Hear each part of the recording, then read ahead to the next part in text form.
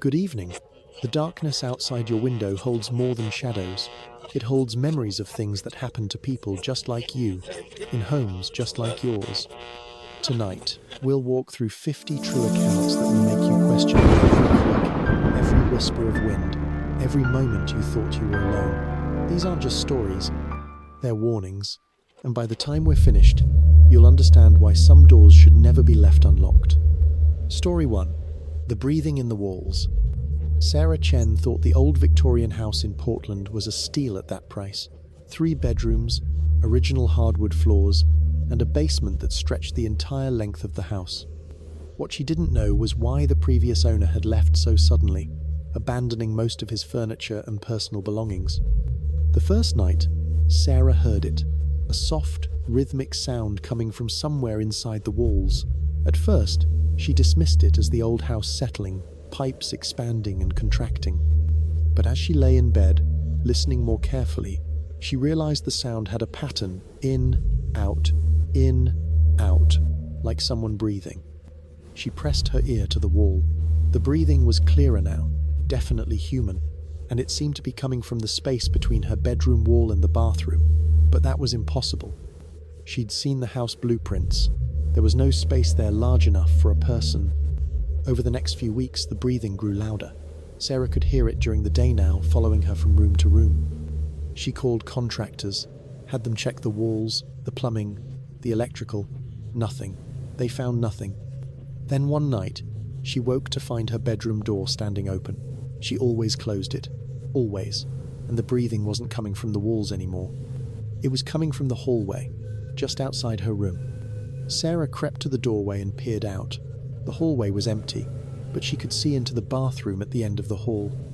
The medicine cabinet door was hanging open, and in the mirror's reflection, she saw something that made her blood freeze.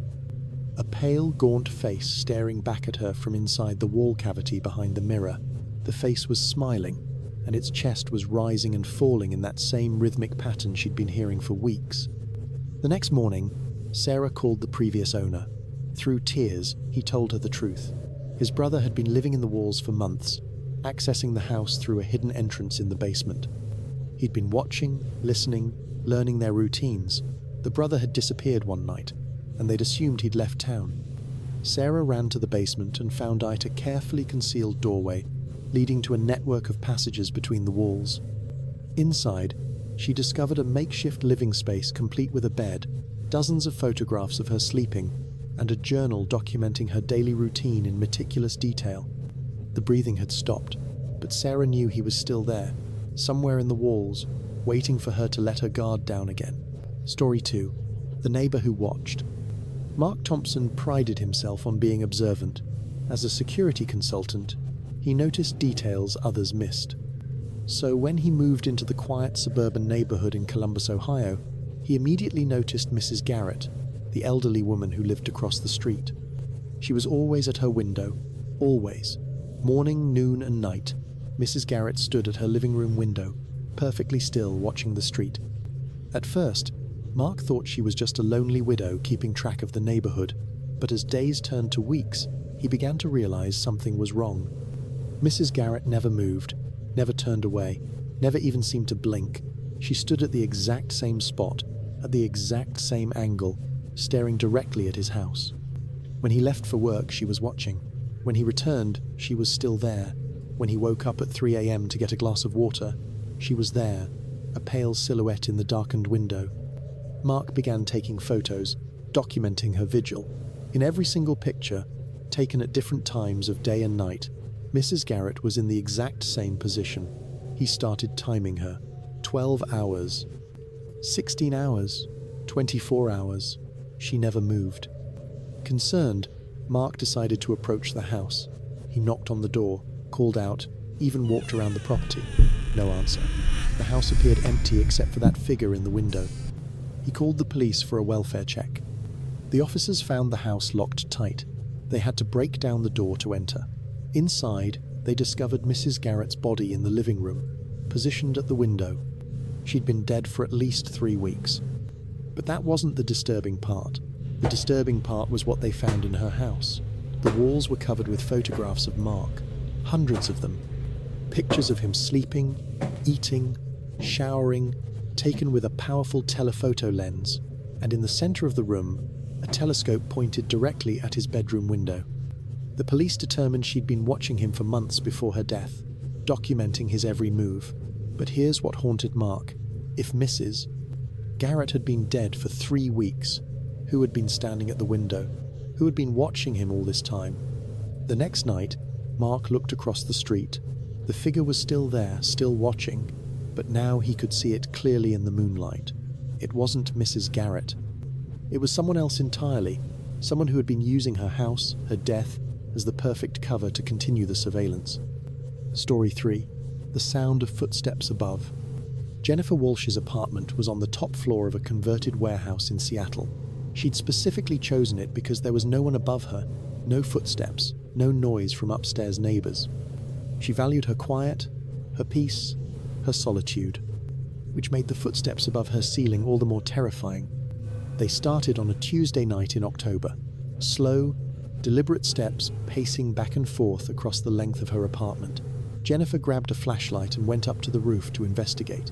It was empty. Just ventilation units and a few old chairs left by previous tenants. The building manager confirmed what she already knew. There was no apartment above hers. The space between her ceiling and the roof was too small for a person to walk in, maybe 18 inches at most. But the footsteps continued. Every night, the same pattern. Slow, measured steps from one end of her apartment to the other, then back again, always between 2 and 3 a.m., always lasting exactly 1 hour. Jennifer started recording the sounds. She played them back for friends, for the building manager, for anyone who would listen. They all heard the same thing, unmistakable footsteps. But no one could explain how someone could be walking in a space too small for a human being. She began sleeping with a baseball bat beside her bed. She installed motion sensors on the roof. She even hired a private investigator to survey the building. Nothing. No evidence of anyone having access to the space above her apartment. 3 months later, Jennifer was awakened by a new sound. Not footsteps this time, but scratching. Someone was clawing at her ceiling from above, scraping away at the plaster and wood. She called the police. When they arrived, they could hear it unmistakable sound of fingernails scraping against wood. They broke into the narrow space above her apartment and found something that defied explanation. The entire ceiling was covered in scratch marks, deep gouges carved into the wood by human fingernails. But more disturbing were the words carved into the wooden beams, "I can see you sleeping," written over and over again in frantic, desperate letters. They never found who had been in that space. The investigation concluded it was impossible for a person to survive in the cramped area above Jennifer's apartment, let alone move around freely. But the evidence was undeniable. Someone had been there, watching, waiting, scratching away at the barrier between them and Jennifer's bedroom. The footsteps stopped after that night, but Jennifer could never shake the feeling that whoever had been above her had simply found a new way to watch. Story 4. The Wrong House. David Kim was exhausted after the long flight from Chicago. It was past midnight when he finally pulled into what he thought was his driveway in his new neighborhood in Portland. The house looked exactly right white colonial, blue shutters, wraparound porch. He'd been renting it sight unseen for his new job. The key worked perfectly in the front door. David stumbled inside, too tired to turn on the lights, and made his way upstairs using the flashlight on his phone. The layout was exactly as described: master bedroom at the end of the hall, bathroom to the right. He collapsed onto the bed fully clothed and fell asleep immediately. David woke to the sound of footsteps downstairs, heavy, deliberate steps moving through the house. He checked his phone, 3:17 a.m. Had he left the front door unlocked? He slipped out of bed and crept to the top of the stairs. The footsteps had stopped. The house was silent. David waited, listening, but heard nothing more. Chalking it up to the old house settling, he went back to bed. The next morning, David woke to sunlight streaming through unfamiliar curtains.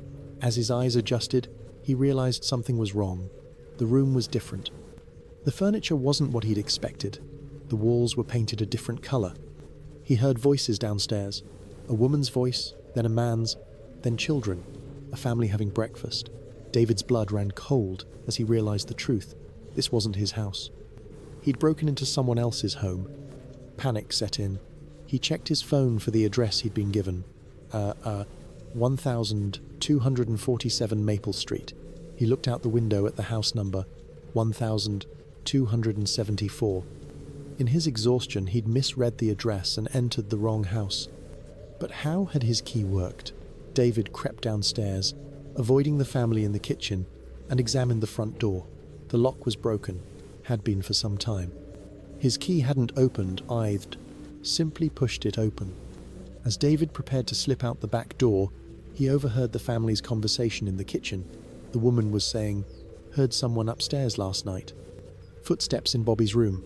The man replied, "That's impossible. Bobby's been dead for 3 years." David looked at the bedroom he'd slept in. Children's toys lined the shelves. A small bed sat in the corner. On the dresser, a framed photo of a young boy who looked exactly like the son he'd heard playing downstairs. He ran from the house, never looking back. Later, he learned the truth from neighbors. The family had lost their young son in an accident 3 years earlier. They'd kept his room exactly as it was, and the mother often claimed to hear him playing upstairs.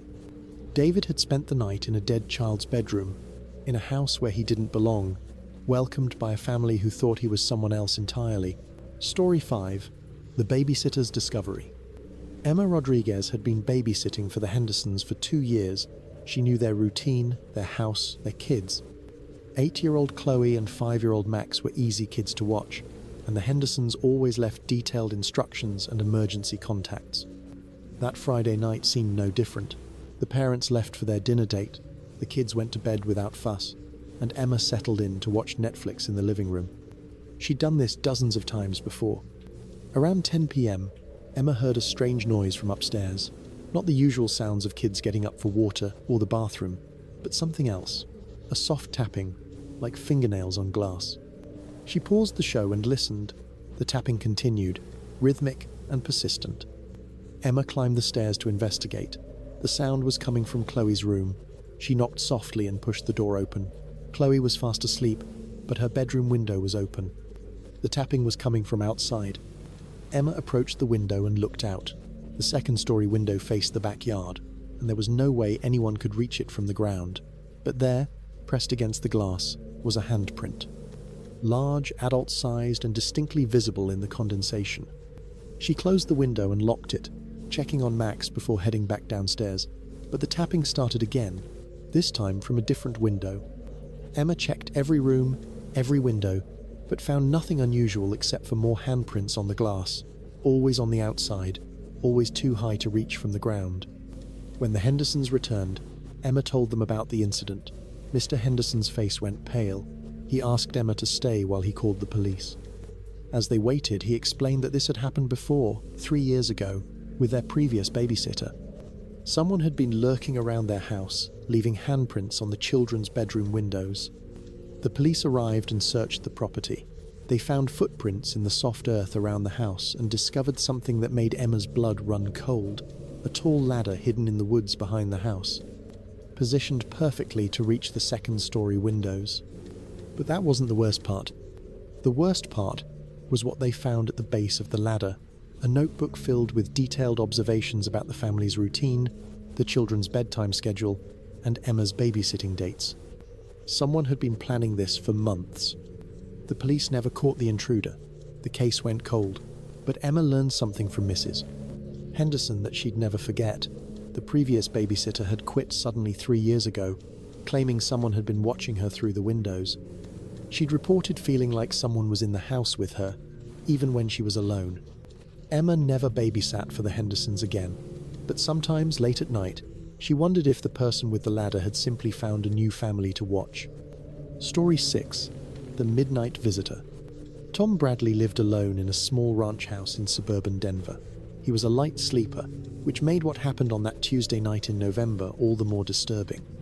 Tom woke to the sound of his front door opening, the distinctive creak of the hinges, followed by the soft thud of the door closing. He checked his phone. 12:34 a.m. Had he forgotten to lock the door? He always locked it, every night without fail. He grabbed the baseball bat from beside his bed and crept toward the living room. The house was dark, silent. He checked the front door locked, deadbolt engaged. No sign of forced entry. Tom searched every room, every closet, every possible hiding place. Nothing. Convinced he'd imagined the sound, Tom went back to bed, but he couldn't shake the feeling that something was wrong. He lay awake, listening to every sound, every creak of the house, settling. The next morning, Tom discovered something that made his stomach drop. His kitchen table, which he'd left clean the night before, had a single plate on it. The plate contained the remnants of a meal sandwich, crumbs, an apple core, an empty glass. Someone had been in his house, eating his food while he slept. Tom called the police. They dusted for fingerprints, checked the doors and windows, examined the locks. No signs of forced entry. The only fingerprints on the plate belonged to Tom himself, though he swore he hadn't left it there. The visits continued. Every few nights, Tom would wake to the sound of his front door opening and closing. Each time, he'd search the house and find nothing. But in the morning, there would be evidence. Dishes in the sink, food missing from the refrigerator, furniture slightly rearranged. Tom installed a security system, changed his locks, even hired a private investigator, but the midnight visits continued. The most disturbing part was that whoever was entering his house seemed to know his routine perfectly, always arriving when he was in the deepest stage of sleep.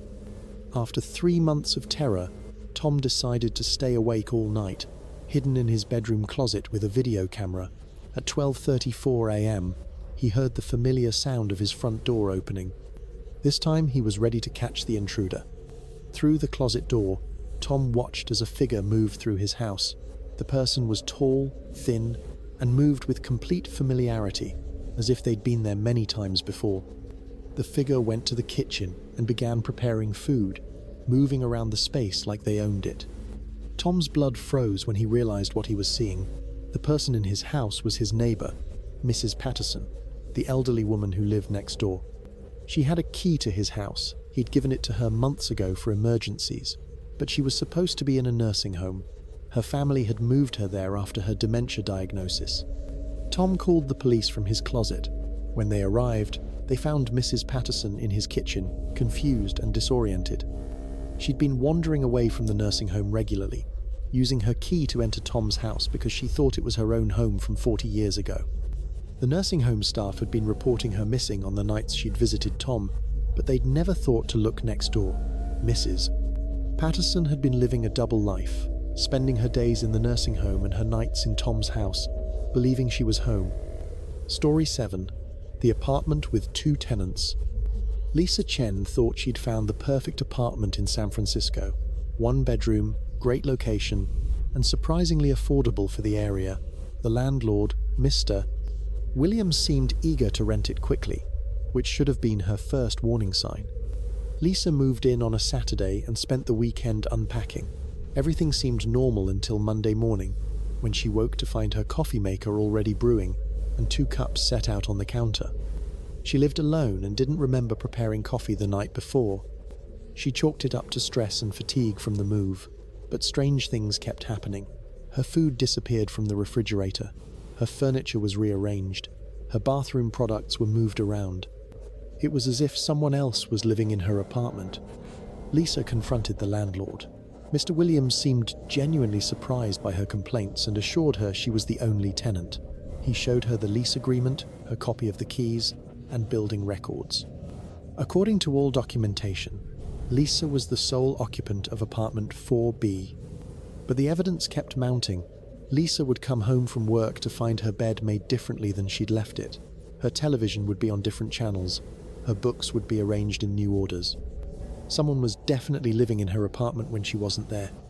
Lisa decided to set up a hidden camera. She concealed it in a houseplant and aimed it at her living room before leaving for work.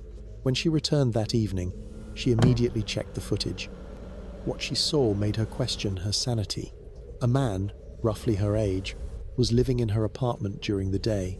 He cooked meals in her kitchen, watched her television, read her books, even slept in her bed. He moved around the space with complete comfort, as if he belonged there. Lisa called the police.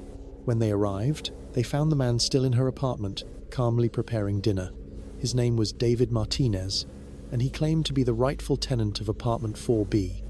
He produced his own lease agreement, his own set of keys, and his own move-in documentation.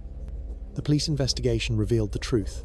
Mr. Williams had been renting the same apartment to two different people, scheduling their occupancy around their work schedules.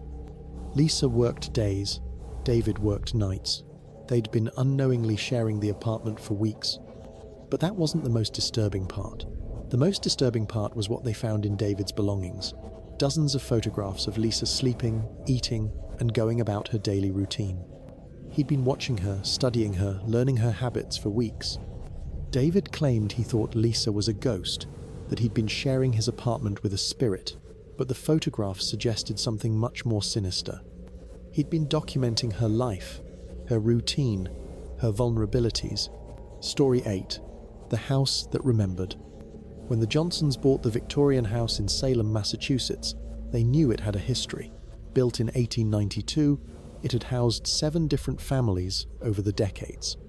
What they didn't know was that the house had been retaining memories from each family that lived there. The strange occurrences started immediately. Rebecca Johnson would wake to find her kitchen table set for 6 people, though only 4 lived in the house. Her husband Michael would discover old-fashioned men's clothing in his closet, clothes that hadn't been there the day before. Their twin daughters, Emma and Sophie, complained that other children were playing in their room at night. At first, the family dismissed these incidents as typical new house confusion. Boxes hadn't been unpacked yet, items were misplaced, everyone was still adjusting. But as weeks passed, the occurrences became more frequent and more specific. Rebecca would find grocery lists written in someone else's handwriting, shopping for items she'd never buy. Michael discovered that his home office had been rearranged to accommodate a typewriter that wasn't there. The twins' toys were organized in ways they'd never arranged them, and their drawings were mixed with artwork done in a completely different style. The breaking point came on a Tuesday evening in December. The family was having dinner when they heard music playing upstairs. Not modern music, but something old-fashioned, like a waltz from the 1920s. They went to investigate and found the twins' bedroom transformed. The furniture had been moved to create a dance floor. The walls were decorated with party streamers that hadn't been there an hour before. In the center of the room, 2 transparent figures were dancing, a man in a tuxedo and a woman in a beaded dress. The figures were clearly visible, but obviously not alive. The family fled the house and called the police. When officers arrived, they found the room exactly as the Johnsons had described it, complete with decorations and the lingering scent of perfume from decades past. But the dancing figures were gone. Research into the house's history revealed that in 1924, the Patterson family had lived there. They had thrown elaborate parties in what was then the parlor, now the twins' bedroom. Mr. and Mrs. Patterson had died in a car accident while returning from a New Year's Eve party, and their spirits had apparently been recreating their happiest moments ever since. But the Pattersons weren't the only former residents still present. The house was retaining memories from all 7 families who had lived there. Each family had left an imprint, a ghostly echo of their daily routines and emotional experiences. The Johnsons learned to live with their invisible housemates, but they never got used to waking up to find their house transformed into someone else's home, someone else's life, someone else's memories. Story 9. The Substitute Teacher. Mark Stevens had been substitute teaching for 3 years when he got the call for Roosevelt Elementary. The regular teacher, Mrs.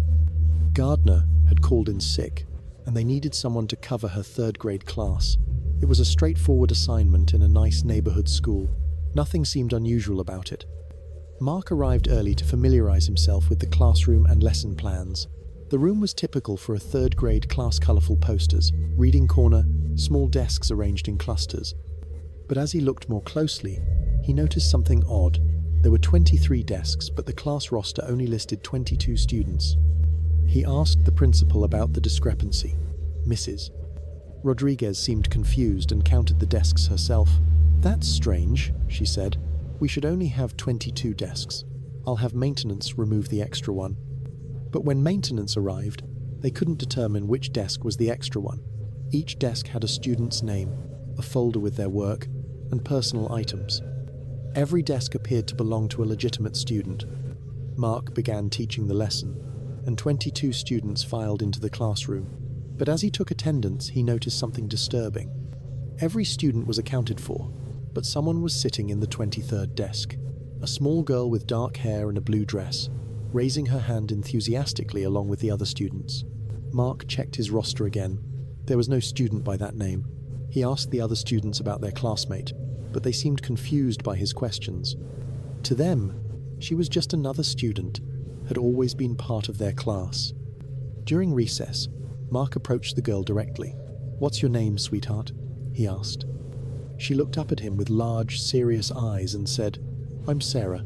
I've been waiting for Mrs. Gardner to come back." Mark asked the principal about Sarah. "Mrs." Rodriguez went pale. "Sarah Morrison was a student here," she said slowly. "But that was 7 years ago.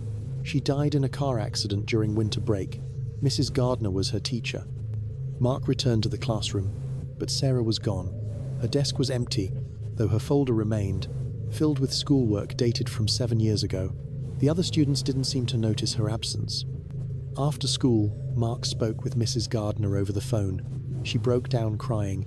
"Sarah was my favorite student," she confessed. "When she died, I couldn't bear to remove her desk. I kept it exactly as she'd left it, with all her work, her crayons, her little pencil case. I know it sounds crazy, but sometimes I swear I can see her sitting there waiting for me to call on her." Mark learned that Mrs. Gardner had been sick more and more frequently, unable to face the classroom where Sarah's spirit waited patiently each day.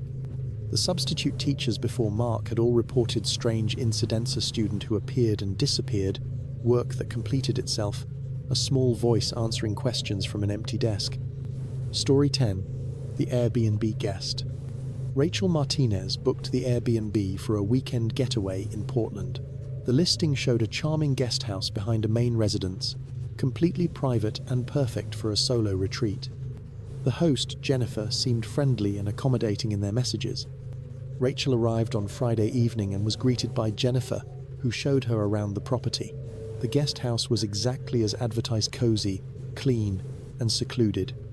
Jennifer explained that she lived in the main house with her husband and would be available if Rachel needed anything. The first night passed without incident. Rachel slept well and woke refreshed. But on Saturday morning, she noticed something odd. Her belongings had been moved. Her suitcase was open, her clothes rearranged, her toiletries organized differently in the bathroom. Rachel assumed she'd simply forgotten how she'd left things, but throughout the day she noticed more disturbances. Her laptop was open to pages she hadn't visited. Her phone had been moved from the nightstand to the kitchen counter. Someone had been in her space while she was out exploring the city. That night, Rachel decided to stay alert. She wedged a chair under the door handle and kept one eye open as she pretended to sleep. Around 2 a.m., she heard the soft click of a key in the lock. Someone was entering her space.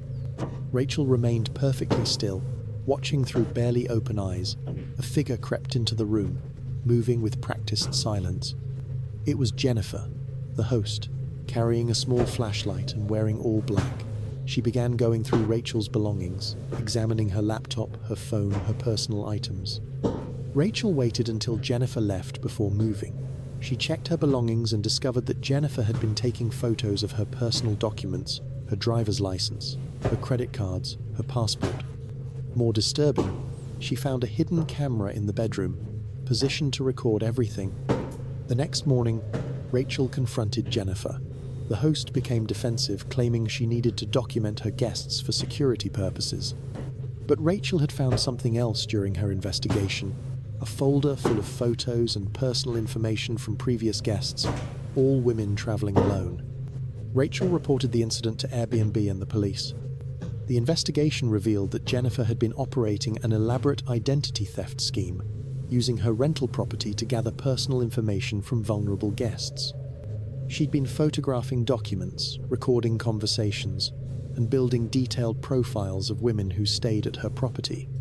But the most disturbing discovery was Jennifer's notebook, filled with detailed observations about each guest's daily routine, their vulnerabilities, their fears.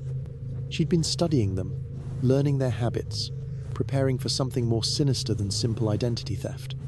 Rachel learned that 2 previous guests had reported feeling watched and followed after their stays. One had her identity stolen within weeks of her visit. Another had received threatening messages from someone who knew intimate details about her life. Story 11. The piano lessons. 8-year-old Lily Patterson loved her piano lessons with Mrs. Chen. Every Wednesday after school, she would walk 3 blocks to the elderly woman's house for her weekly lesson. Mrs. Chen was patient, kind, and had a way of making even the most difficult pieces seem manageable. But after 3 months of lessons, Lily began noticing strange things about Mrs. Chen's house. The piano was the only piece of furniture in the living room. The rest of the house was empty, as if no one actually lived there. Mrs. Chen never offered snacks or drinks, never mentioned family or friends, and always seemed to be wearing the same blue dress. Lily's mother, Sandra, decided to meet Mrs. Chen properly. She arranged to pick up Lily after a lesson and introduce herself. But when Sandra arrived at the house, she found something that made her blood run cold. The house was empty, completely empty. No furniture, no piano, no Mrs. Chen. The windows were boarded up, and a for sale sign stood in the overgrown yard. When Sandra asked neighbors about Mrs. Chen, they told her the house had been abandoned for over a year. Sandra called the police. They investigated and discovered that Mrs. Chen had lived in the house until 18 months ago, when she died of natural causes. The house had been empty ever since, though neighbors occasionally reported seeing lights inside and hearing piano music. But where had Lily been going for her lessons? The police searched the house and found something disturbing in the basement, a small piano, surrounded by music sheets and a child's chair. The piano was dusty and hadn't been played in months, but the music sheets were recent, marked with corrections in red ink. Lily insisted she'd been taking lessons with Mrs. Chen every Wednesday. She could describe the woman in detail, remember their conversations, even play the pieces she'd been taught. But according to all evidence, she'd been going to an empty house and learning from someone who'd been dead for over a year. The police investigation revealed that 3 other children in the neighborhood had been taking lessons with Mrs. Chen. All had learned to play piano, all could describe her perfectly, and all had been going to the same empty house every week. Child psychologists were brought in to evaluate the children. They found no signs of trauma or deception. The children genuinely believed they'd been learning from Mrs. Chen, and their piano skills were real and advanced. The case was closed as unexplained, but Sandra never forgot the day she realized her daughter had been spending afternoons in an abandoned house, learning piano from a woman who'd been dead for over a year. Story 12. The Night Shift. James Rodriguez worked the night shift at a downtown office building in Minneapolis. As the building's security guard, he was responsible for making rounds every hour, checking doors, monitoring cameras, and ensuring the building remained secure. The job was usually quiet, the building emptied by 7 p.m., and James rarely encountered anyone during his shift. But after 3 months on the job, he began noticing something odd. Lights would be on in offices that should have been empty.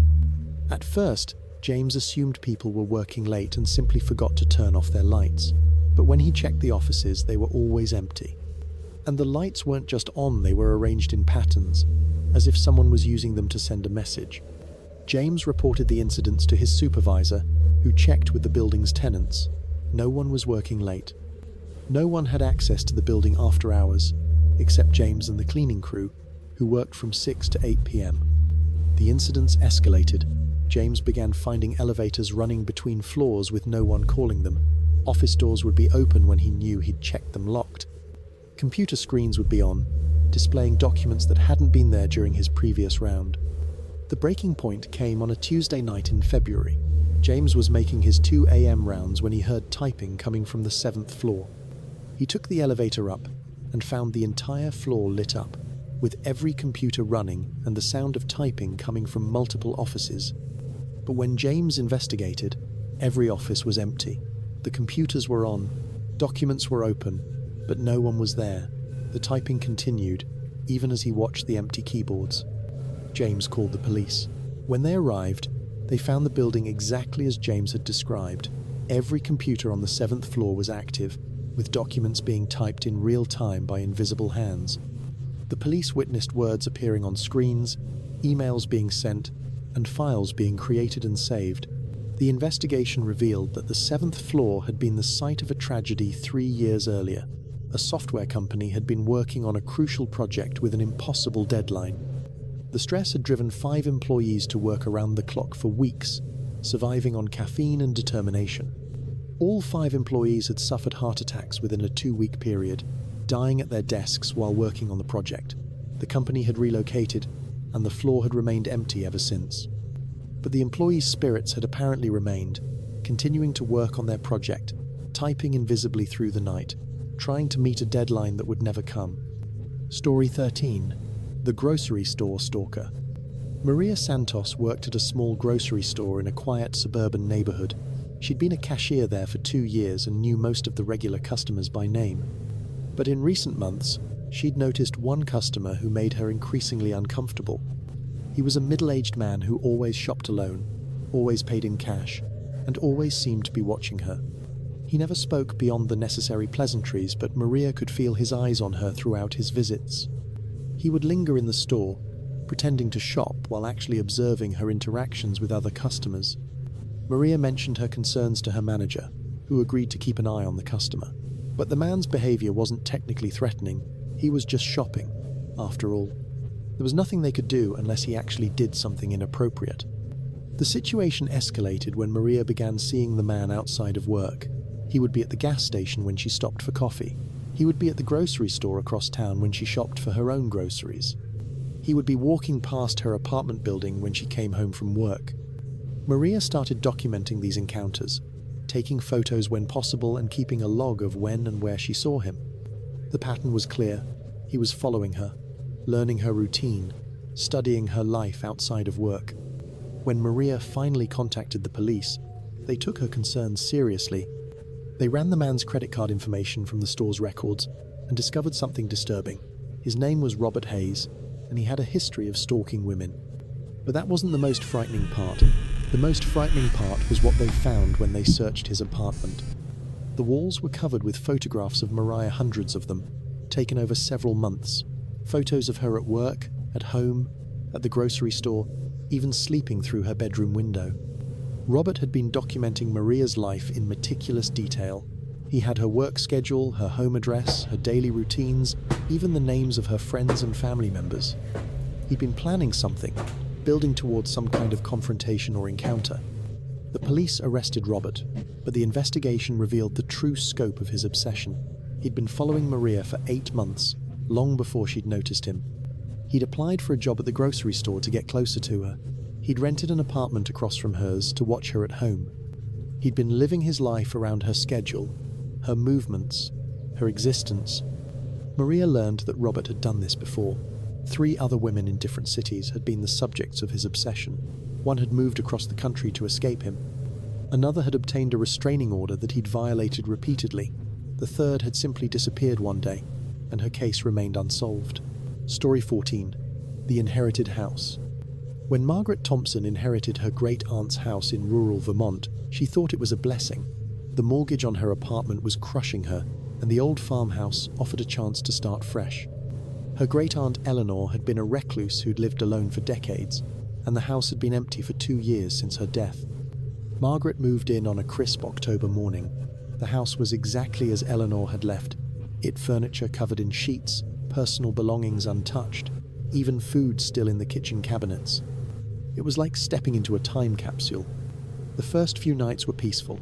Margaret enjoyed the quiet of the countryside, the absence of city noise, the feeling of space and solitude. But gradually, she began to notice that she wasn't alone in the house. It started with small things. Doors that she'd left open would be closed when she returned to a room. Lights would be on in rooms she hadn't entered. The radio would be playing music from the 1940s, though she'd never turned it on. Margaret assumed these were simply quirks of an old house. Maybe the doors didn't hang properly. Maybe the electrical system was temperamental. But as days passed, the incidents became more personal. She would find her morning coffee already made when she woke up, prepared exactly the way she liked it. Her clothes would be laid out on the bed, selected with care and good taste. Her hairbrush would be moved to the bathroom counter, positioned exactly where she needed it. Someone was taking care of her, anticipating her needs, making her life easier. But Margaret lived alone, and she'd changed all the locks when she moved in. The truth came to light when Margaret found Eleanor's journal, hidden in a drawer in the master bedroom. The entries revealed that Eleanor had been suffering from dementia in her final years, often forgetting that she lived alone. She would prepare meals for guests who never came, lay out clothes for family members who never visited, and have conversations with people who weren't there. But the final entries in the journal were different. Eleanor had begun writing about Margaret months before Margaret had even inherited the house. She'd described her great-niece in detail, written about her daily routines, her preferences, her needs. She'd been planning Margaret's life in the house, preparing for her arrival. Margaret realized that Eleanor's spirit had remained in the house, continuing to care for family members who came to visit. But Eleanor's dementia had carried over into death. She didn't remember that she was dead, didn't understand that Margaret wasn't just visiting. The caring gestures continued, but they became more insistent. Eleanor would rearrange Margaret's furniture to match her own preferences. She would replace Margaret's modern clothes with vintage outfits from her own wardrobe. She would prepare meals that Margaret didn't like, forgetting that they were different people with different tastes. Margaret tried to leave, but Eleanor wouldn't let her. Doors would lock from the inside, car keys would disappear, phone lines would go dead. Eleanor was determined to keep her family close, to take care of them properly, even if it meant keeping them prisoner in their own home. Story 15. The Basement Apartment. Kevin Walsh found the basement apartment through a Craigslist ad. It was cheap, available immediately, and in a decent neighborhood in Chicago. The landlord, Mr. Peterson, seemed eager to rent it quickly, which Kevin attributed to the apartment's unusual location completely underground with no windows. Kevin moved in on a Sunday and spent the first week adjusting to life without natural light. The apartment was larger than he'd expected, with a bedroom, kitchen, and living area. The only unusual feature was a door at the end of the hallway that Mr. Peterson had said was a storage room and was to remain locked. But Kevin began hearing sounds from behind the locked door. Not just the usual sounds of a building settling, but human sounds, footsteps, voices, what sounded like furniture being moved around. When Kevin asked Mr. Peterson about it, he was told the sounds were from the apartment upstairs. Kevin went upstairs to investigate. The first floor of the building was a small office space, empty and unused. There was no apartment above his, no source for the sounds he'd been hearing. The noises were definitely coming from behind the locked door. Kevin's curiosity got the better of him. He picked the lock and opened the door to find something that made him question his sanity. Behind the door was another apartment, identical to his own. Same layout, same furniture, same everything. But this apartment was occupied. A man was sitting in the living room, watching television. He looked up at Kevin with surprise but not alarm, as if he'd been expecting him. "You must be the new neighbor," the man said. "I'm David. I live in 1B. You're in 1A, right?" Kevin was confused. According to his lease, he was the only tenant in the basement. There was number 1B apartment, but David insisted he'd been living there for 6 months, paying rent to the same landlord. David showed Kevin around his apartment, which was identical to Kevin's but reversed, like a mirror image. David had his own entrance, his own address, his own lease agreement. According to all his documentation, he was the rightful tenant of the basement apartment. Kevin called Mr. Peterson, who claimed to know nothing about David or a second apartment. But when Kevin brought David to meet the landlord, Mr. Peterson recognized him immediately. He'd been renting the same space to both men, telling each that he was the sole tenant.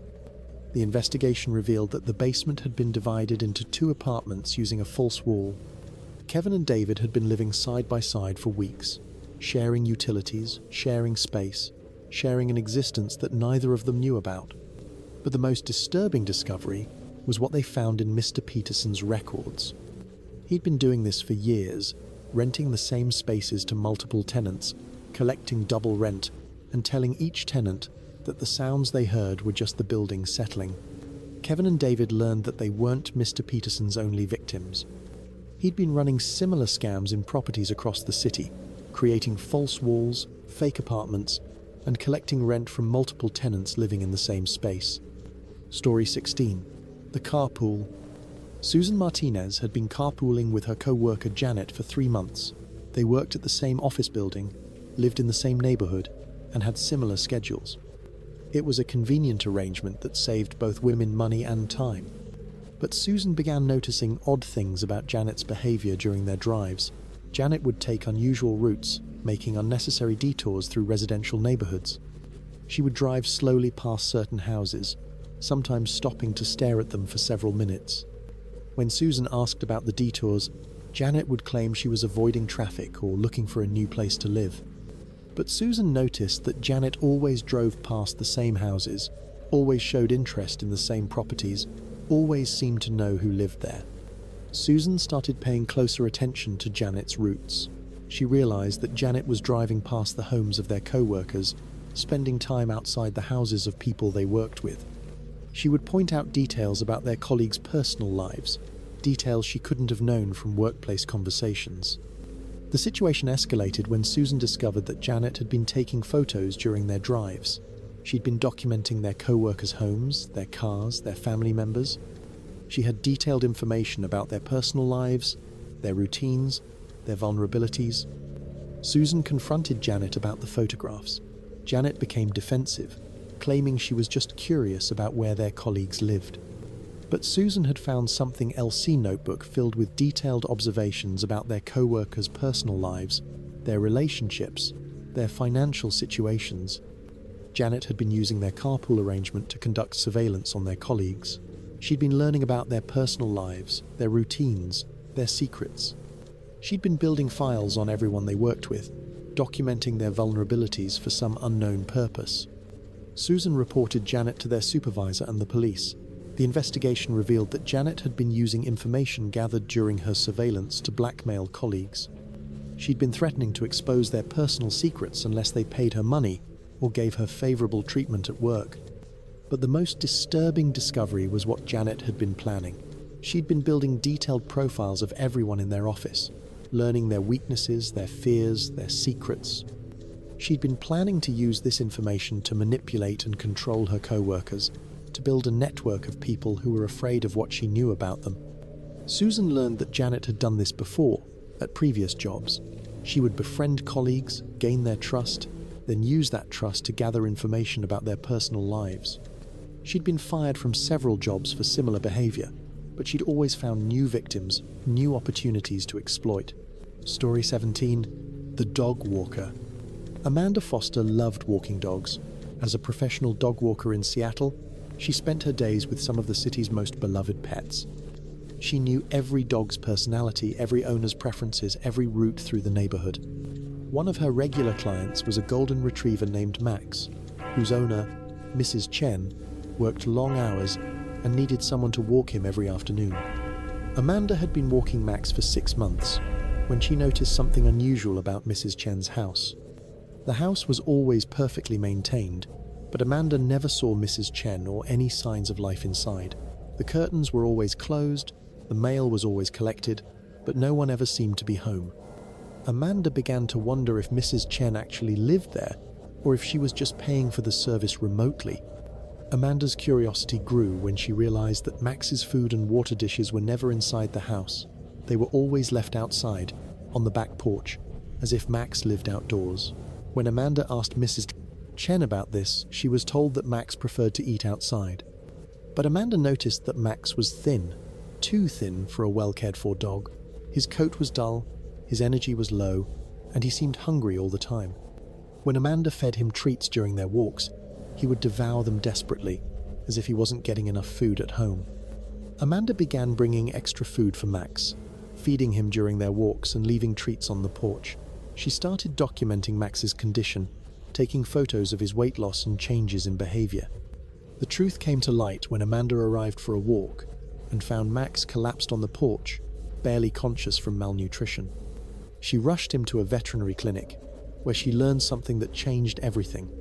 Max didn't belong to Mrs. Chen. He was a stray dog who'd been living on the property for months.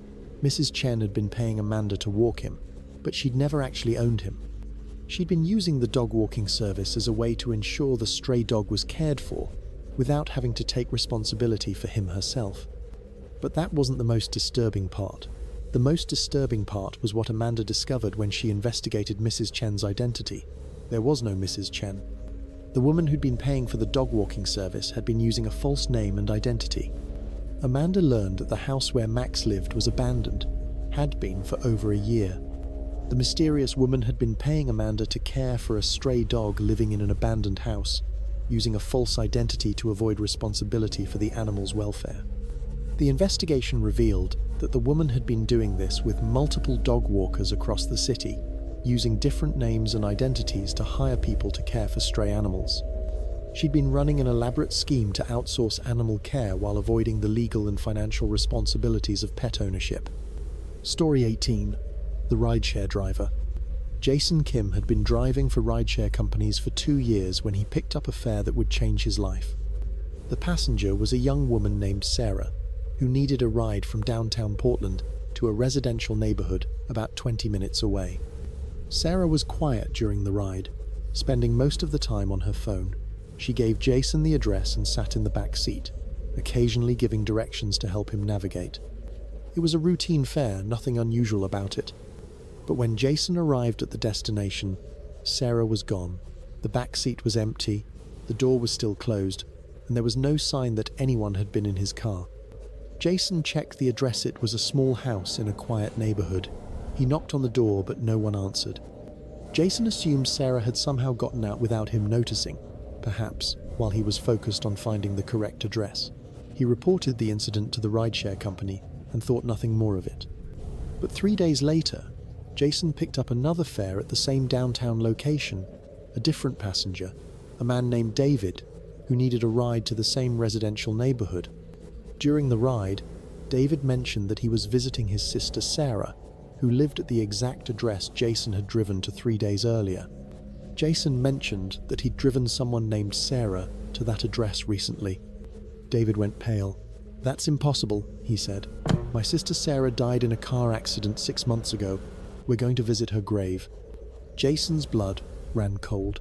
He'd driven a dead woman to her own house, had a conversation with her, watched her use her phone, but according to her brother, Sarah had been dead for months. David showed Jason a photo of his sister. It was definitely the same woman Jason had driven, the same face, the same voice. But she'd been dead for 6 months, killed in a car accident, while waiting for a rideshare driver who never arrived. Jason took David to the address, which turned out to be Sarah's former home. The house was empty, had been since her death. Her family had been unable to sell it, unable to move on from the tragedy of losing her. David explained that Sarah had been waiting for a rideshare driver the night she died. She'd been standing on the same downtown corner where Jason had picked her up, trying to get home after a night out with friends. The driver had never arrived, and she'd started walking. She'd been hit by a drunk driver just a few blocks from her house. Jason learned that other rideshare drivers had reported similar experiences. They'd picked up passengers at the same downtown location, driven them to residential neighborhoods, only to find their passengers had vanished during the ride. All of the passengers had been people who died while waiting for rides that never came. Story 19. The apartment building. Rachel Martinez moved into the Grandview Apartments in Denver because of the building's excellent reputation. It was well maintained, had good security, and the rent was reasonable. What she didn't know was that the building had a problem with tenants who wouldn't leave. Rachel's apartment was on the 3rd floor, a 1-bedroom unit that had been recently renovated. The previous tenant, she was told, had moved out suddenly, leaving behind some furniture and personal items. Rachel was welcome to use anything she found useful. But Rachel began noticing that the apartment felt occupied, not just by her but by someone else. She would come home from work to find the television on channels she didn't watch, the thermostat set to temperatures she didn't prefer, food in the refrigerator that she didn't remember buying. Rachel complained to the building manager, who assured her that she was the only person with access to her apartment. The locks had been changed when she moved in, and there was no record of anyone else having keys. But the evidence kept mounting. Rachel would find clothes in her closet that weren't hers, books on her shelves that she'd never bought, toiletries in her bathroom that she didn't use. Someone was living in her apartment, sharing her space, using her belongings.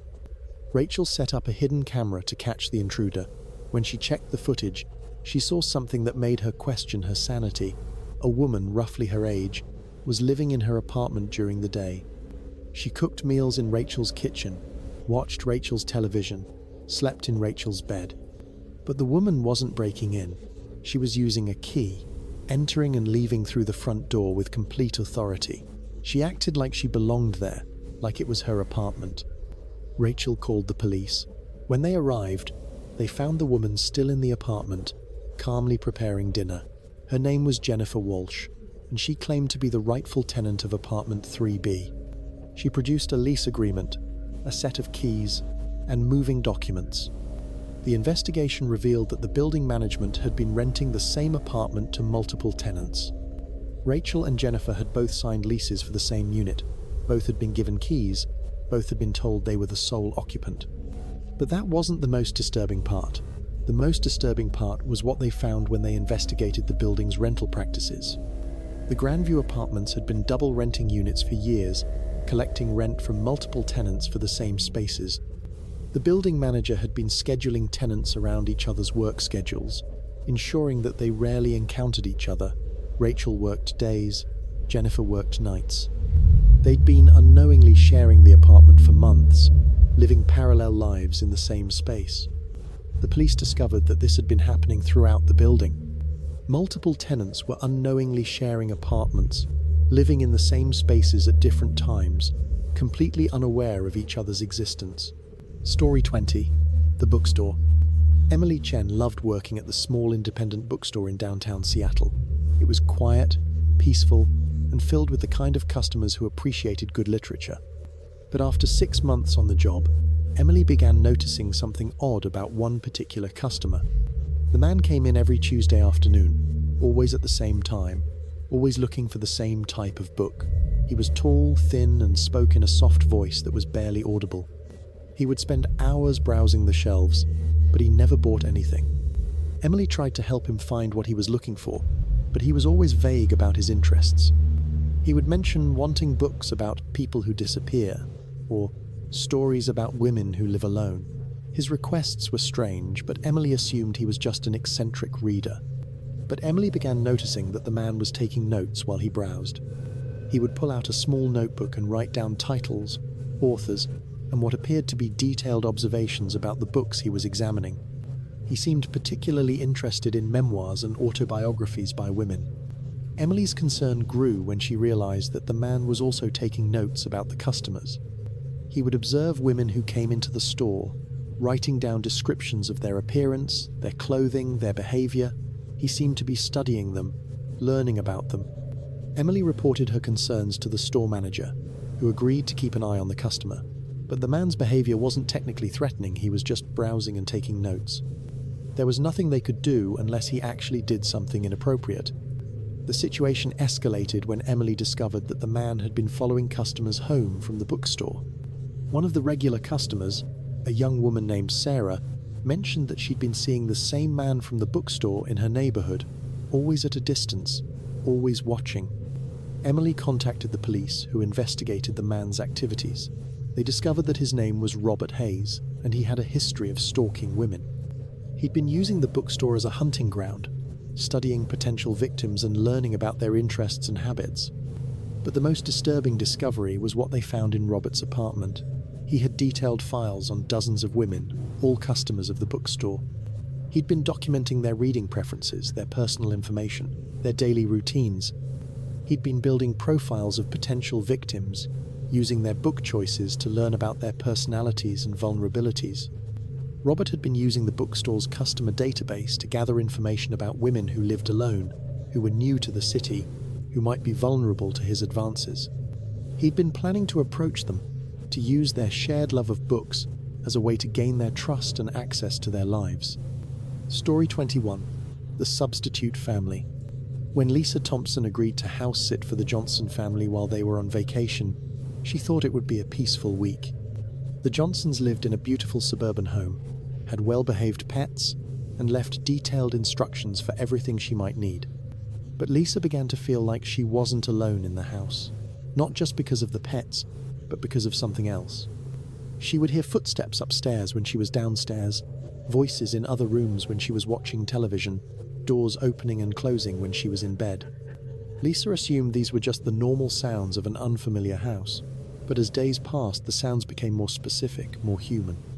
She would hear children laughing and playing upstairs, conversations in the kitchen, the television being turned on and off in the living room. Lisa called the Johnsons to ask if they'd forgotten to mention that someone else might be staying in the house. They assured her that she was the only person with access to the property. No one else had keys. No one else was supposed to be there. But Lisa kept encountering evidence that other people were in the house. She would find dishes in the sink that she hadn't used, food missing from the refrigerator, furniture rearranged in rooms she hadn't entered. Someone was living in the house with her, sharing her space, using her belongings. Lisa set up her phone to record the house while she was out running errands. When she returned, she found something that made her question her sanity. The footage showed a family, 2 adults, and 2 children living in the house during her absence. They cooked meals, watched television, played games, and acted like they belonged there. But the family in the footage weren't the Johnsons. They were strangers, people Lisa had never seen before. They had their own key, their own routine, their own comfortable familiarity with the house. Lisa called the police. When they arrived, they found the family still in the house, calmly preparing dinner. They claimed to be the Johnsons' relatives, house-sitting while the family was away. They produced keys, instructions, and contact information. The investigation revealed that the Johnsons had asked both Lisa and their relatives to house-sit, forgetting that they'd made arrangements with 2 different groups. Both parties had been told they were the sole caretakers. Both had been given keys and instructions. But that wasn't the most disturbing part. The most disturbing part was what Lisa discovered when she investigated further. The relatives weren't actually related to the Johnsons. They were strangers who'd been hired through a house-sitting service that the Johnsons had forgotten they'd contacted.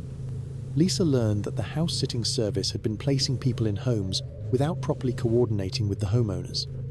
They'd been double-booking houses, sending multiple sitters to the same properties, creating situations where strangers were unknowingly living together. Story 22. The Elevator. Mark Stevens worked on the 15th floor of a downtown office building in Chicago. Every morning he took the elevator up to his office, and every evening he took it back down. It was a routine he'd followed for 3 years without incident. But Mark began noticing something odd about the elevator. Sometimes when he pressed the button for the 15th floor, the elevator would stop at the 13th floor instead. The doors would open, but no one would be waiting. The floor would be empty, dark, and unused. Mark would press the button again, and the elevator would continue to the 15th floor. He assumed it was a mechanical glitch, a minor malfunction in an aging building. But the stops at the 13th floor became more frequent, and they always seemed to happen when Mark was alone in the elevator. Mark mentioned the problem to building maintenance, who assured him that there was nothing wrong with the elevator. They'd recently serviced it, and all the mechanical systems were functioning properly. The 13th floor was indeed empty and unused, but there was no reason for the elevator to stop there. But Mark began to feel like he wasn't alone when the elevator stopped at the 13th floor. He would hear breathing, whispers, the sound of footsteps in the hallway. When he looked out, the floor appeared empty, but he could sense that someone was there watching him. Mark started avoiding the elevator, taking the stairs instead, but even the stairwell felt haunted. He would hear footsteps echoing above and below him, doors opening and closing, voices calling his name. The 13th floor seemed to be reaching out to him, trying to draw him in. The truth came to light when Mark discovered the building's history. The 13th floor had been the site of a tragedy 5 years earlier. A man named David Walsh had been working late, alone in his office, when he'd suffered a heart attack. He'd tried to call for help, but his cell phone had no signal, and the building's phone system had been down for maintenance. David had made it to the elevator, pressing the button repeatedly, trying to get to the ground floor for help. But the elevator had been malfunctioning that night, stopping at random floors, opening and closing without reason. David had died in the elevator, still pressing buttons, still trying to escape the building. Mark learned that other people had experienced similar incidents. The elevator would stop at the 13th floor, the doors would open, and they would sense David's presence. He was still trying to escape, still pressing buttons, still calling for help that would never come. The building management had tried to fix the elevator, but the malfunctions continued. They'd even tried to seal off the 13th floor, but the elevator still stopped there. David's spirit was trapped in the building, reliving his final moments, trying to reach safety that he would never find. Story 23. The Cleaning Service. Jessica Martinez hired a cleaning service to help maintain her busy schedule. As a single mother working 2 jobs, she needed help keeping her apartment clean. The service, called Pristine Homes, seemed professional and affordable. The cleaning team came every Tuesday while Jessica was at work. She would leave her apartment messy in the morning and return to find it spotless. The team was efficient, thorough, and seemed to know exactly what she needed. But Jessica began noticing that the cleaning team was doing more than just cleaning. They were rearranging her furniture, organizing her personal belongings, and even doing her laundry. While this was helpful, it felt intrusive, as if strangers were making decisions about her personal space. Jessica called the cleaning service to discuss the additional services. The manager claimed that the team was only doing what was included in the basic package cleaning, organizing, and light maintenance. They weren't doing anything beyond what Jessica had requested. But Jessica's discomfort grew when she realized that the cleaning team seemed to know intimate details about her life. They would leave notes about her schedule, her preferences, her personal relationships. They would stock her refrigerator with food she liked, organize her closet according to her preferred style, and even update her social media accounts. Jessica set up a hidden camera to monitor the cleaning team's activities. When she reviewed the footage, she saw something that made her blood run cold. The cleaning team wasn't just cleaning her apartment, they were living in it. The team would arrive in the morning, clean the apartment, then settle in for the day. They would cook meals in her kitchen, watch her television, sleep in her bed. They were treating her apartment like their own home, using her absence to create a temporary living space. Jessica called the police. When they investigated, they discovered that the cleaning service was a front for a much larger operation. The team was using their access to clients' homes to conduct surveillance, gather personal information, and in some cases, to live in the homes when the owners were away.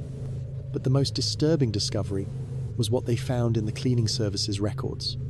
They had detailed files on all their clients, including personal information, daily schedules, and assessments of their home's security. They'd been studying their clients, learning their vulnerabilities, and using their access to exploit them. Jessica learned that other clients had reported similar experiences. The cleaning service had been using their access to homes to steal personal information, conduct surveillance, and in some cases to stalk their clients. They'd been building profiles of vulnerable people, using their trust in the service to gain access to their most private spaces. Story 24. The lunch date. Karen Walsh met Derek through a dating app, and their first lunch date at a downtown restaurant seemed to go well. He was charming, attentive, and seemed genuinely interested in getting to know her. They made plans to meet again the following week. But Karen began noticing strange things after their date. Derek would mention details about her life that she was sure she hadn't shared with him. He knew about her work schedule, her gym routine, her favorite coffee shop. He seemed to know more about her than she remembered telling him. Karen assumed she'd simply forgotten what she'd shared during their conversation.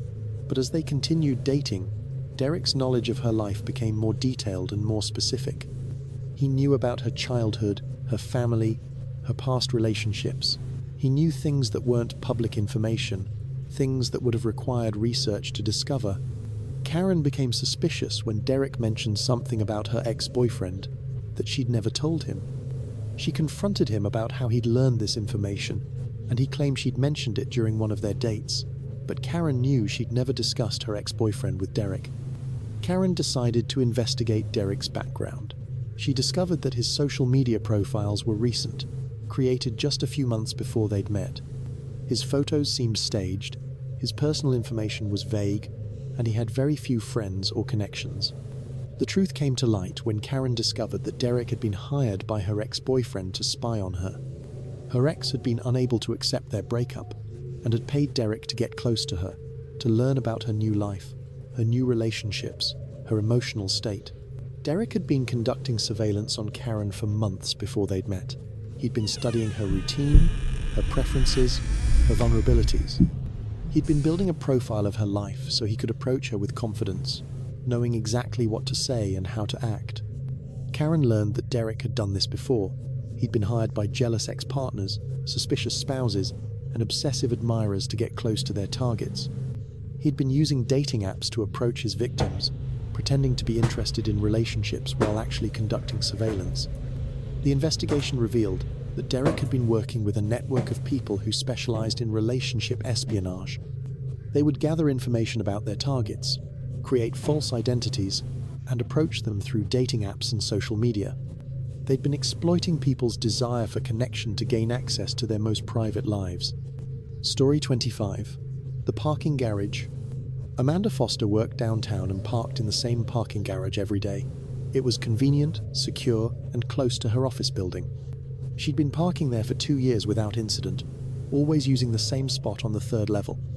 But Amanda began noticing that her car was being moved. Not stolen, just moved to different spots within the garage. She would park in her usual space in the morning and return to find her car in a different location. The garage attendants claimed they never moved customer vehicles unless there was an emergency. Amanda started taking photos of where she parked, documenting the location of her car each morning. When she returned, her car would be in a different spot, but always within the same general area.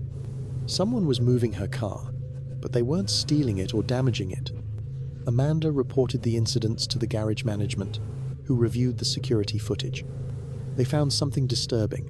A man in a maintenance uniform was moving her car every day, driving it to different spots, sometimes taking it out of the garage entirely. But the man wasn't a garage employee. He was a stranger who'd been accessing the garage without authorization, wearing a fake uniform, and using Amanda's car for his own purposes. He'd been driving her car during her work hours, using it to run errands, to conduct business, to live a secret life. Amanda called the police. When they investigated, they discovered that the man had been using multiple customers' cars, treating the parking garage like his personal fleet. He'd been studying customers' routines, learning their schedules and using their vehicles when they were at work. But the most disturbing discovery was what they found in the man's apartment. He had detailed files on dozens of parking garage customers, including their schedules, their routines, their personal information. He'd been using their cars to conduct surveillance on them, following them home, learning about their lives. The man had been using Amanda's car to drive past her apartment, to watch her neighborhood, to study her personal life. He'd been using the vehicle she trusted to get to work as a tool to invade her privacy and gather information about her most intimate moments. Amanda learned that the man had been doing this for years, using different parking garages across the city. He'd been exploiting the trust people placed in parking facilities to gain access to their vehicles and, by extension, their lives. Story 26. The Backyard Photographer. The motion sensor light in Rachel's backyard kept triggering at exactly 3:17 a.m. every night for a week. She'd peer through her bedroom curtains, seeing nothing but empty grass and shadows. Until the night, she decided to wait by the window with her phone ready. Rachel lived alone in a modest ranch house in suburban Oregon, the kind of neighborhood where people still left their doors unlocked. She'd moved there after her divorce, seeking peace and quiet. The motion light had been a recent addition after a string of break-ins in nearby neighborhoods. Night after night, that light would blaze to life at precisely 3:17 a.m., flooding her small backyard with harsh white light. Each time, Rachel would jolt awake, heart pounding, and stumble to the window. Nothing, always nothing. But on the 7th night, as she stood vigil by her bedroom window, phone in hand, the light triggered right on schedule. This time she was ready. She pressed record and held her breath. Through the grainy phone screen, she watched the empty yard. Trees swayed gently in the breeze. Her small patio table sat undisturbed. Then, in the far corner where the fence met the neighbor's property, she saw it. A figure crouched behind her garden shed, perfectly still, holding something up to their face. Even through the phone's poor night video, she could make out the distinctive shape of a camera with a telephoto lens. Rachel's blood turned to ice. Someone had been photographing her house, her windows, her. She called the police immediately, but by the time they arrived, the figure was gone. The officers found footprints in the soft earth behind the shed, cigarette butts, and disturbing evidence of a long-term surveillance operation. The detective's words still echo in Rachel's mind. "Ma'am, based on the wear patterns in this spot, someone's been watching your house for months, not days." They never caught the photographer. Rachel installed security cameras, blackout curtains, and a sophisticated alarm system, but she never discovered the most chilling detail until she moved out 6 months later. While packing, she found a manila envelope tucked under her doormat. Inside were dozens of photographs. Pictures of her sleeping, taken through her bedroom window. Pictures of her in her bathroom. Pictures of her eating dinner alone. At the bottom of the stack was a handwritten note. "You look so peaceful. I'll miss our time together. Don't worry, I know where you're moving." Rachel never found out who took those photographs. But sometimes, in her new apartment 3 states away, she still wakes up at 3:17 a.m., wondering if someone is watching. Story 27. The Helpful Neighbor. When the power went out during the storm, Mrs. Chen from next door knocked on David's door with a flashlight and a warm smile. "I have a generator running," she said. "Why don't you come over until the electricity comes back on?" David had lived next to Mrs. Chen for 3 years, exchanging pleasantries over the fence and accepting her homemade cookies during the holidays. She was a widow in her 70s, always impeccably dressed, always ready with a kind word, the perfect neighbor. The storm had knocked out power to half the neighborhood, and David's apartment was growing cold. Mrs. Chen's offer seemed like a godsend. Her house was warm, filled with the comforting smell of tea and vanilla candles. "Make yourself comfortable," she said, gesturing to an antique sofa. "I'll put the kettle on." As David settled in, he noticed something odd about Mrs. Chen's living room. The walls were covered with photographs, but not family photos. These were pictures of the neighborhood. Pictures of houses, cars, people walking their dogs. Pictures of David himself, taken through what appeared to be a telephoto lens. "I enjoy photography," Mrs. Chen called from the kitchen, as if reading his thoughts. "I like to document the life of our little community." David's unease grew as he studied the photographs more closely. There was Mr. Rodriguez from 3 houses down, photographed through his kitchen window while eating breakfast. The Wilson family captured in their backyard during a barbecue. Children playing in the park, unaware they were being watched. "Mrs. Chen," David called out, "these photos are quite detailed." She emerged from the kitchen carrying a tea tray, her smile unchanged. "Oh yes, I have an excellent zoom lens. I can see everything from my upstairs window." As she poured tea, David noticed her hands were shaking slightly, not from age but from excitement. "You know," she continued conversationally, "I've been watching you for quite some time.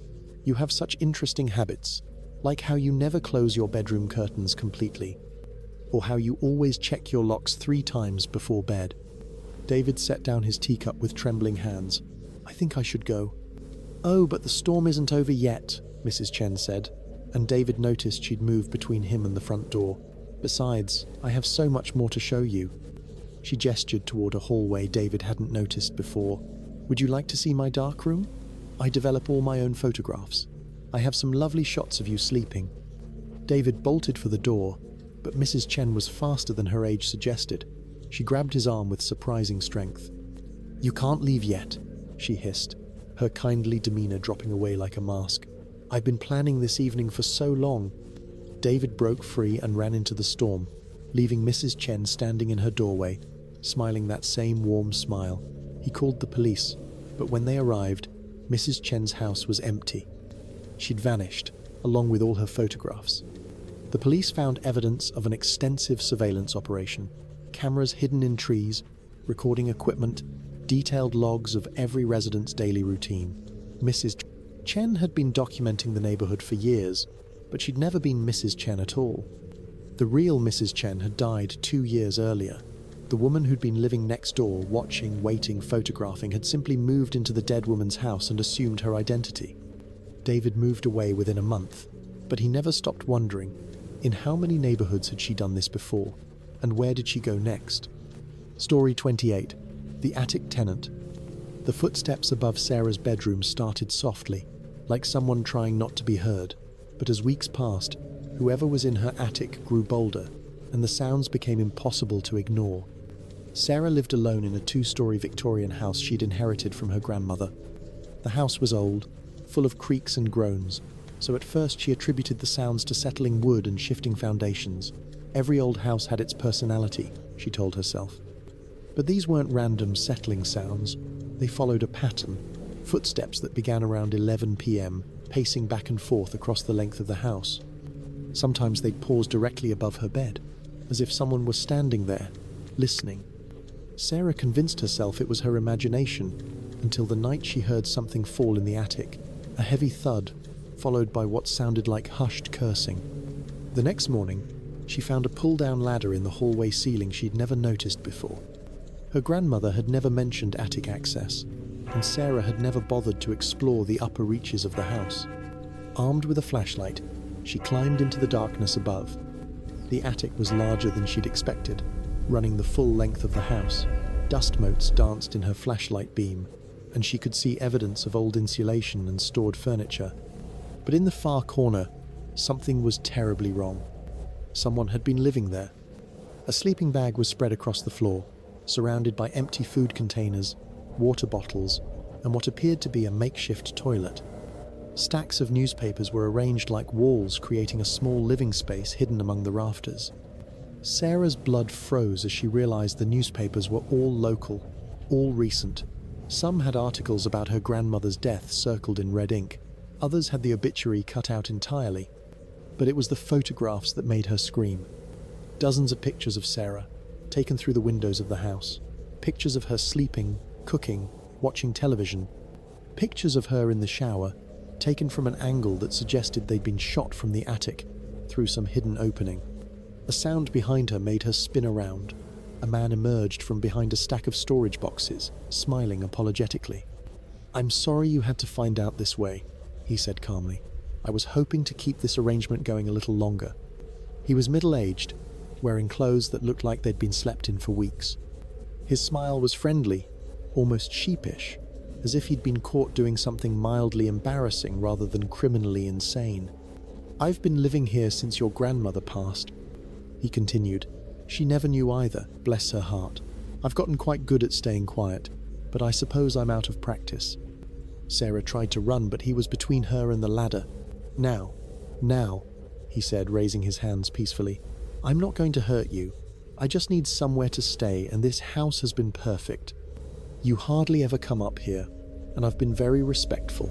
I only take pictures when you're not looking." "You're insane," Sarah whispered. "I prefer to think of myself as resourceful," he replied. "Do you know how hard it is to find good housing these days? But your grandmother had such a lovely, spacious attic, and now you do too." Sarah made a break for the ladder, but he caught her arm. "I think we can work something out," he said. "You pretend you never saw me, and I'll try to be quieter. Maybe we can even become friends."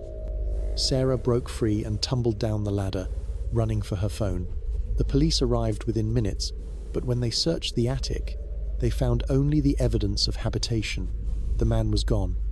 They discovered he'd been coming and going through a loose board in the attic's exterior wall, accessing the house via the old oak tree whose branches scraped against the roof. Sarah moved out that night and never returned, but sometimes she wonders about other old houses, other spacious attics, other people who never bother to look up. And she wonders if he's still out there, finding new places to watch, new people to photograph, because the police never found him, and Sarah's new apartment doesn't have an attic, but it does have a crawl space. Story 29. The Night Deliveries. The packages started arriving at 3 a.m., always left silently on Emma's doorstep with no delivery truck in sight. She never ordered anything and there was never a return address, but somehow they always contained exactly what she needed. Emma lived in a ground-floor apartment in a quiet complex, the kind of place where nothing interesting ever happened. She worked from home as a graphic designer, kept to herself, and maintained a predictable routine. The last thing she expected was to become involved in something that would shatter her sense of safety forever. The first package appeared on a Tuesday morning. Emma found it when she stepped out to get her mail, a small brown box with her name printed in block letters. No postmark, no shipping label, just her name and address in careful handwriting. Inside was a bottle of vitamins, the exact same brand she'd been meaning to buy but kept forgetting. Her vitamin D levels had been low at her last doctor's appointment, and she'd made a mental note to pick up supplements. She'd never mentioned this to anyone, never searched for vitamins online, never left any digital trail that might explain how someone knew. Emma assumed it was a mistake and left the package in her hallway, intending to figure out how to return it. But when she developed a headache later that day, she took one of the vitamins, and it helped. The second package arrived 4 days later. This time it was a specialty tea for insomnia, arriving the night after Emma had spent hours lying awake, staring at the ceiling. The tea worked perfectly, giving her the best sleep she'd had in months. More packages followed. A phone charger arrived the day after hers broke, a specific book she'd been meaning to read but never mentioned to anyone. A replacement light bulb for her kitchen fixture, delivered hours before the old one burned out. Each package arrived at exactly 3 a.m., always placed silently on her doorstep. Emma began staying awake to catch the delivery, but she never saw anyone. She installed a security camera, but it mysteriously malfunctioned every night between 2:45 and 3:15 a.m. The packages were always helpful, always exactly what she needed, and Emma began to anticipate them with a mixture of gratitude and growing unease. Someone was watching her very carefully, learning her habits, predicting her needs. Then the packages began to change. A package arrived containing a door lock, followed by a note: "Your current lock is inadequate." Emma hadn't been worried about her lock, but when she examined it, she discovered scratch marks around the keyhole that suggested someone had been trying to pick it. The next package contained blackout curtains with a note: "Privacy is important." Emma installed them immediately, suddenly aware that her apartment faced a wooded area where someone could easily watch her windows. The packages were no longer helpful suggestions, they were warnings. A package arrived containing pepper spray and a note: "Keep this with you." Another contained a doorstop alarm and a note: "He's getting closer." Emma called the police, but they couldn't do anything about anonymous packages containing legal items. She had no proof anyone was threatening her, no evidence of stalking beyond her own paranoia.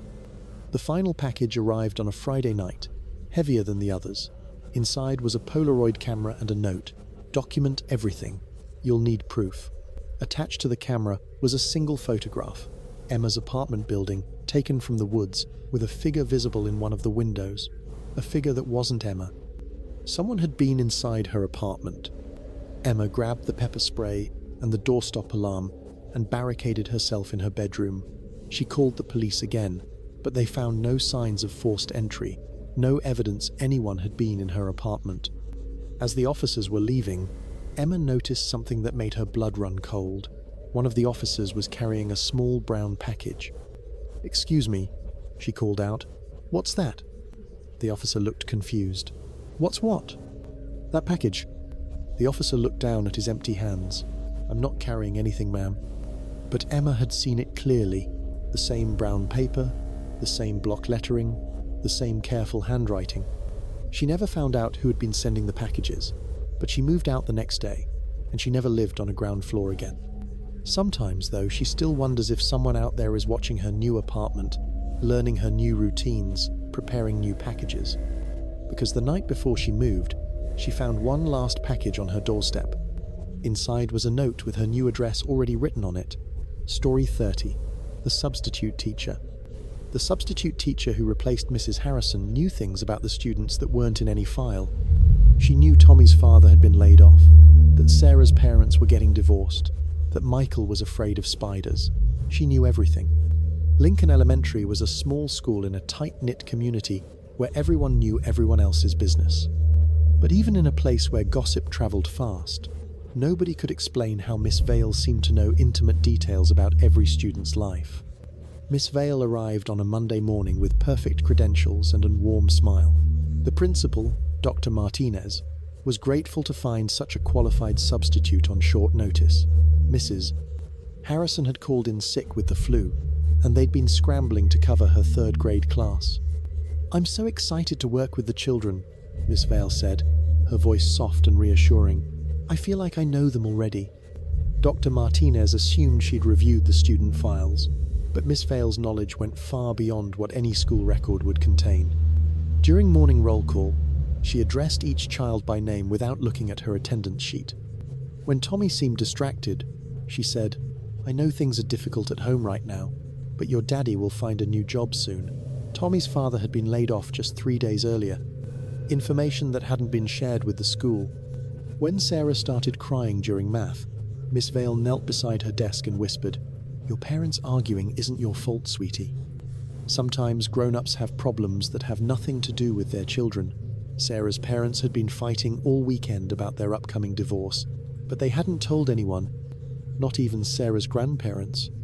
During lunch, Michael dropped his sandwich when he saw a spider on the cafeteria table. Miss Vale calmly picked up the spider and released it outside, then sat with Michael while he ate. "There's nothing wrong with being afraid of spiders," she said, "but you're braver than you think."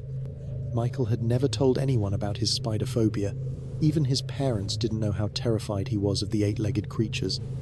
By the end of the day, Miss Vale had somehow addressed every child's unspoken fears, hidden worries, and secret concerns.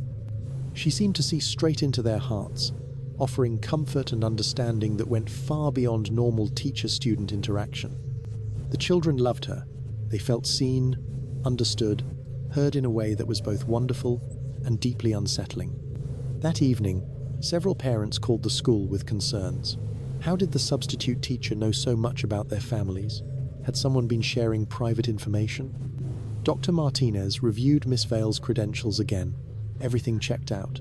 Her references were impeccable. Her background check was clean. Her teaching certificate was valid. But when she called the previous schools listed on Miss Vale's resume, she discovered something disturbing. Miss Vale had worked at those schools, but she'd left each one under mysterious circumstances. Students had complained about feeling watched and known in uncomfortable ways. Parents had reported that their children were sharing family secrets with the substitute teacher, secrets they'd never told anyone else. Dr. Martinez decided to observe Miss Vale's teaching the next day. She stationed herself in the hallway, watching through the classroom window. What she saw made her blood run cold. Miss Vale wasn't just teaching. She was interrogating, using gentle questions and kind words. She was extracting information from the children. She asked about their parents' jobs, their family finances, their fears and dreams. She asked about their houses, their neighborhoods, their daily routines. And the children answered everything, drawn in by her warm smile and understanding eyes.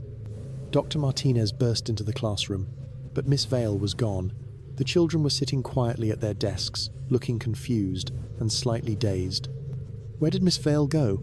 Dr. Martinez asked. The children looked at each other uncertainly. "She said she had to go help other children," Tommy said slowly. "She said she'd been watching us for a long time and was proud of how much we'd grown." "Watching you?" Dr. Martinez asked. "What do you mean?" "She said she'd been watching all of us," Sarah added. "She knew about my secret hiding place in the garage, and about Michael's nightlight, and about Emma's stuffed animal that she still sleeps with." Dr. Martinez called the police, but Miss Vale had vanished completely. Her credentials were fake, her references were fabricated, and her background check had been forged. Somehow, she'd spent weeks or months learning everything about the children and their families before applying for the substitute position. The police found evidence that someone had been conducting surveillance on the school and the surrounding neighborhood. Hidden cameras, long-range listening devices, and detailed files on every student and their families. But they never found Miss Vale. Dr. Martinez installed new security measures and warned other schools in the district. But sometimes, late at night, she wonders about other substitute teachers, other schools, other children, who might suddenly find themselves talking to a kind stranger who knows far too much about their lives. Because the most disturbing part wasn't that Miss Vale had been watching them. It was that the children had trusted her completely. Story 31. The Midnight Gardener. The garden behind Jake's rental house was beautiful when he moved in, but he never saw anyone tending it. The flowers were always perfectly arranged, the hedges precisely trimmed, the grass cut to an exact height. Then he discovered who was maintaining it. Jake had rented the small house specifically for its backyard. As a software developer who worked from home, he'd wanted a peaceful outdoor space where he could take breaks and enjoy nature. The garden was stunning. Elaborate flower beds, sculpted topiaries, and a small pond with water lilies. His landlord, Mr. Peterson, had mentioned that the garden required special care, but had been vague about the maintenance arrangements. Jake assumed there was a landscaping service, though he'd never seen any trucks or equipment. The garden's perfection began to unnerve him.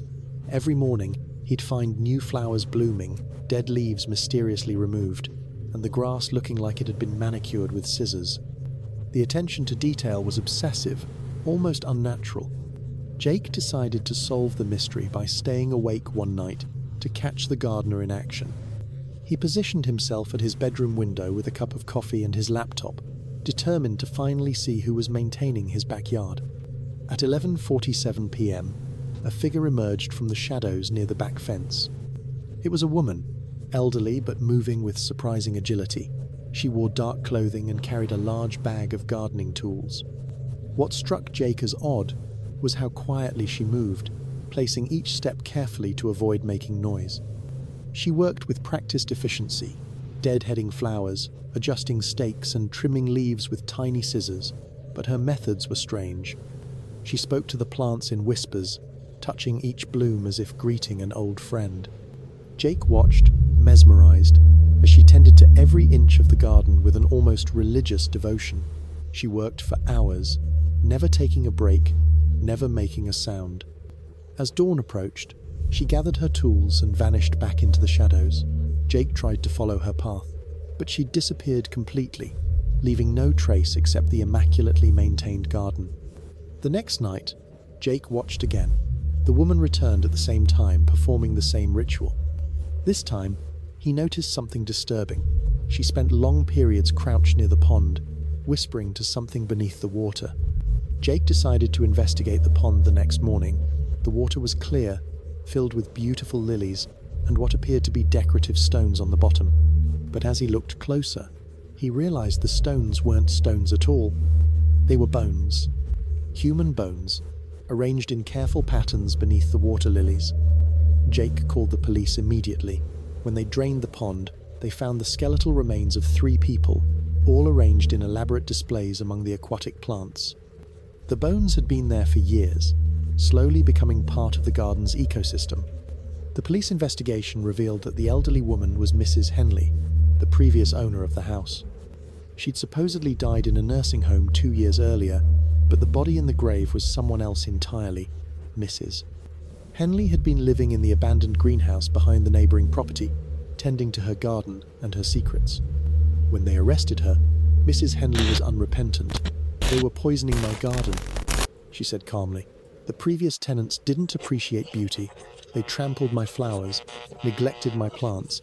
I had to protect what I'd created." The 3 skeletons belonged to former tenants of Jake's house, people who had moved away suddenly according to neighbors, people who had apparently complained about the garden's maintenance or tried to change the landscaping. Mrs. Henley had been killing anyone who threatened her garden, then using their remains as fertilizer for her plants. The garden was so beautiful because it was literally fed by human death. Jake moved out immediately, but he couldn't stop thinking about Mrs. Henley's words. They didn't appreciate beauty.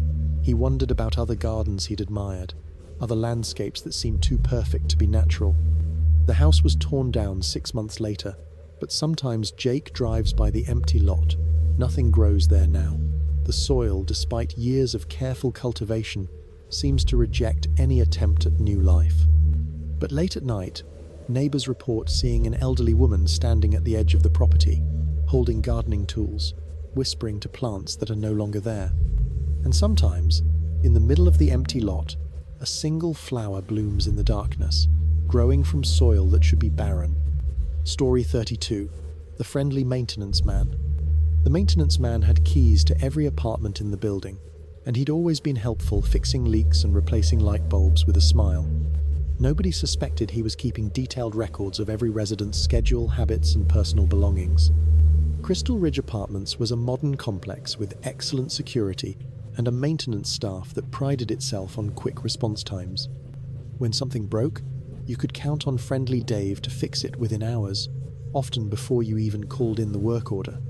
Dave had been with the building for 5 years, long enough to know every resident by name and every apartment by heart.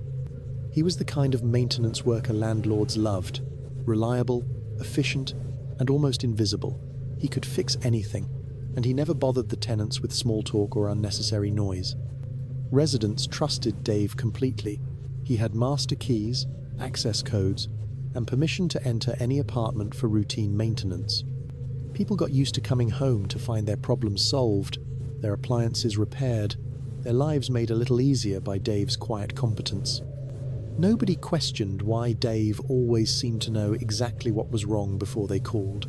Nobody wondered why he could fix complex problems so quickly. Nobody thought it was strange that he sometimes mentioned things about their apartments that had nothing to do with maintenance. Sarah in 3B was the first to notice something odd. She mentioned to Dave that her kitchen faucet was dripping, and he nodded, knowingly. "Yeah, I heard it yesterday when I was fixing the bathroom exhaust fan," he said. "Sounded like the washer was going bad." But Dave had never been in Sarah's apartment to fix an exhaust fan. Her bathroom fan worked perfectly. Mark in 2A had a similar experience. He called about a clogged drain, and Dave arrived with exactly the right tools, as if he'd already diagnosed the problem. "I've been monitoring the water pressure in this unit," Dave explained. "I knew this was coming." But there was no reason for Dave to be monitoring water pressure in individual apartments.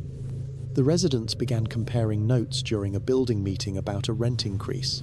As they shared their experiences with Dave's maintenance services, a disturbing pattern emerged. Dave knew too much about their apartments. He knew which appliances were failing before they broke down. He knew about problems that didn't exist yet. He knew about issues in rooms he'd never been asked to enter.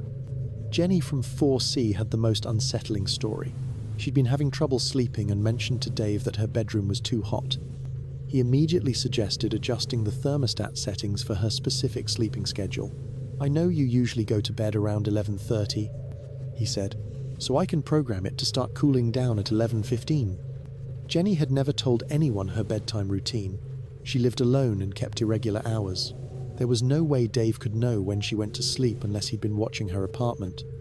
The residents decided to investigate. They discovered that Dave had been entering apartments when people weren't home, not just for maintenance but for surveillance. He'd installed tiny cameras in smoke detectors, hidden recording devices in air vents, and even placed tracking devices in personal belongings. Dave had been watching every resident for years, learning their schedules, their habits, their intimate routines. He knew when they showered, when they ate, when they had visitors, when they left for work. He knew everything. The police found Dave's apartment filled with monitors, recording equipment, and detailed files on every resident. He'd been selling information to burglars, telling them exactly when apartments would be empty and what valuables were worth stealing. But the burglaries were just the beginning. Dave had been using his access and knowledge for more sinister purposes. He'd been entering apartments to move things, to plant items, to create problems he could then solve. He'd been gaslighting residents, making them doubt their own memories and perceptions.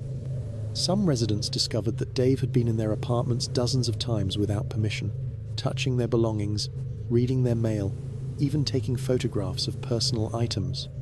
He'd been living vicariously through their lives, experiencing their private moments through hidden cameras and secret recordings. Dave was arrested and charged with multiple felonies, but the damage was done. The residents of Crystal Ridge Apartments never felt safe again. They'd been living in a fishbowl, unknowingly performing for an audience of one. The building installed new security measures and hired a new maintenance company, but the trust was broken. Every repair request now felt like an invasion.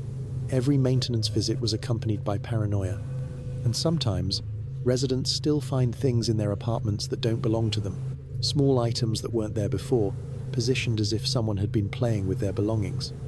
The new maintenance staff swears they've never seen these items before, but Dave is in prison, and the cameras have all been removed. Aren't they? Story 33. The House with No Address. The house appeared overnight between two familiar buildings on Maple Street, as if it had always been there, but nobody could remember seeing it before, and it didn't appear on any maps or city records. When people tried to avoid looking at it, they found themselves drawn to its dark windows. Residents of Maple Street had walked past the same row of houses for years. Mrs. Patterson's Blue Colonial at 1247, the Morrison family's ranch house at 1251, and then the empty lot where the old Henley place had burned down decades ago. Everyone knew the neighborhood by heart. Until Tuesday morning when the house appeared. It sat perfectly between 1247 and 1251, a Victorian-style home that looked like it had been there for a century. The architecture matched the neighborhood, the landscaping was mature and well-established, and the mailbox bore no visible address number. Linda Morrison was the first to notice it during her morning jog. She stopped in confusion, certain the empty lot had been there the day before. She'd jogged past it hundreds of times, even considered buying it for her son's future home. But there was no empty lot anymore. There was only the house, with its dark windows and overgrown garden. Linda asked her husband about it over breakfast. "Did you see someone moved into the lot next door?" "What lot?" he asked. "You mean the Henley place? That's been there forever." "No, I mean the empty lot. Someone built a house there overnight." Her husband looked at her with genuine confusion. "Honey, there's never been an empty lot on Maple Street. The Henley place has been there since before we moved in." Linda felt a chill run down her spine. She'd lived on Maple Street for 15 years, and she distinctly remembered the empty lot. She had memories of walking past it, of her children playing in the tall grass, of discussing with neighbours what might be built there someday. But now, everyone else seemed to remember the house.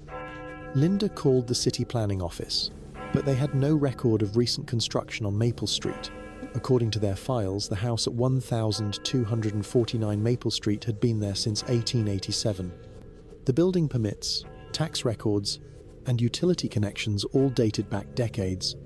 When Linda mentioned her concerns to other neighbours, they looked at her with polite confusion. Of course, the house had always been there. They remembered Mrs.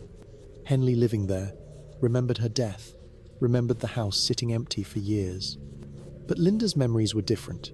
She remembered an empty lot, tall grass, and chain-link fencing. She remembered discussing with the Homeowners Association whether to pressure the city to clean up the abandoned space. As days passed, Linda became obsessed with the house. She spent hours staring at it, trying to understand how an entire building could appear overnight and somehow retroactively exist in everyone else's memory. The house's windows were always dark, but sometimes Linda thought she saw movement inside, not people, but shadows that seemed to shift and flow like liquid darkness. She began documenting everything she could remember about the empty lot. She searched through old photographs, looking for pictures that might show the space before the house appeared. But in every photograph, the house was there, looking exactly as it did now. Linda's obsession grew stronger. She found herself walking past the house multiple times each day, studying its details, looking for clues about its sudden appearance. The house seemed to draw her attention, making it difficult to look away. Then she discovered something that made her blood run cold. In her basement, Linda found a box of old photographs from neighborhood events, Christmas parties, block parties, summer gatherings. In every photo that included Maple Street, the house was clearly visible. But Linda remembered taking some of these photographs herself. She remembered composing the shots, choosing the angles, capturing the neighborhood gatherings. And she distinctly remembered there being an empty lot in the background. Yet the photographs showed the house, exactly as it appeared now. Linda realized that the house wasn't just appearing in the present, it was somehow inserting itself into the past, rewriting history, changing memories and records to make itself seem like it had always existed. She decided to confront the house directly, to knock on the door and demand answers. But as she approached the front steps, she felt a strange disorientation, as if the world around her was shifting and changing. When she reached the door, Linda found herself holding a set of keys she'd never seen before, but that felt familiar in her hands, keys that somehow belonged to her. The door opened before she could knock. Inside, the house was furnished with her grandmother's furniture she remembered from childhood visits. The walls were covered with photographs of her family, pictures she'd never taken but that showed moments she remembered living. Linda stepped inside, and the door closed behind her. The next morning, Linda's husband reported her missing. The police searched the neighborhood, but found no trace of her. According to the official records, Linda Morrison had never existed. The Morrison family had always been just 3 people: a husband, a son, and a daughter. There had never been a Linda. The neighbors couldn't remember her. Her photographs had vanished from family albums. But sometimes, people walking past the house at 1249 Maple Street see a woman in the window looking out at the street with desperate eyes. She presses her hands against the glass and mouths words that no one can hear. And sometimes new residents of the neighborhood notice that the house seems to appear overnight, as if it had always been there. But they learn not to ask questions about it. Because the house doesn't just change the past, it changes the future too. Story 34. The photographer's last frame. The camera never lies, they say, but sometimes it captures truths we're not meant to see.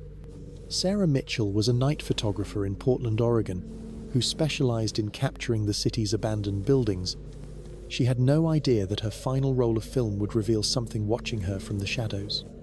It was October 2019 when Sarah received permission to photograph the old Blackwood Psychiatric Hospital, abandoned since 1987. The building had been scheduled for demolition, and she wanted to document its haunting beauty before it was lost forever. She arrived at midnight, when the lighting would be perfect for her long exposure shots. Sarah moved through the crumbling corridors methodically, her camera clicking in the darkness. Room after room, she captured the decay, peeling paint, broken windows, rusted bed frames. The silence was absolute, broken only by her footsteps and the mechanical whir of her camera. In the old surgery wing, she set up for what would be her final shot. The room was particularly atmospheric, moonlight streaming through shattered windows, casting eerie shadows across overturned gurneys. She adjusted her tripod, set her exposure for 30 seconds, and pressed the shutter.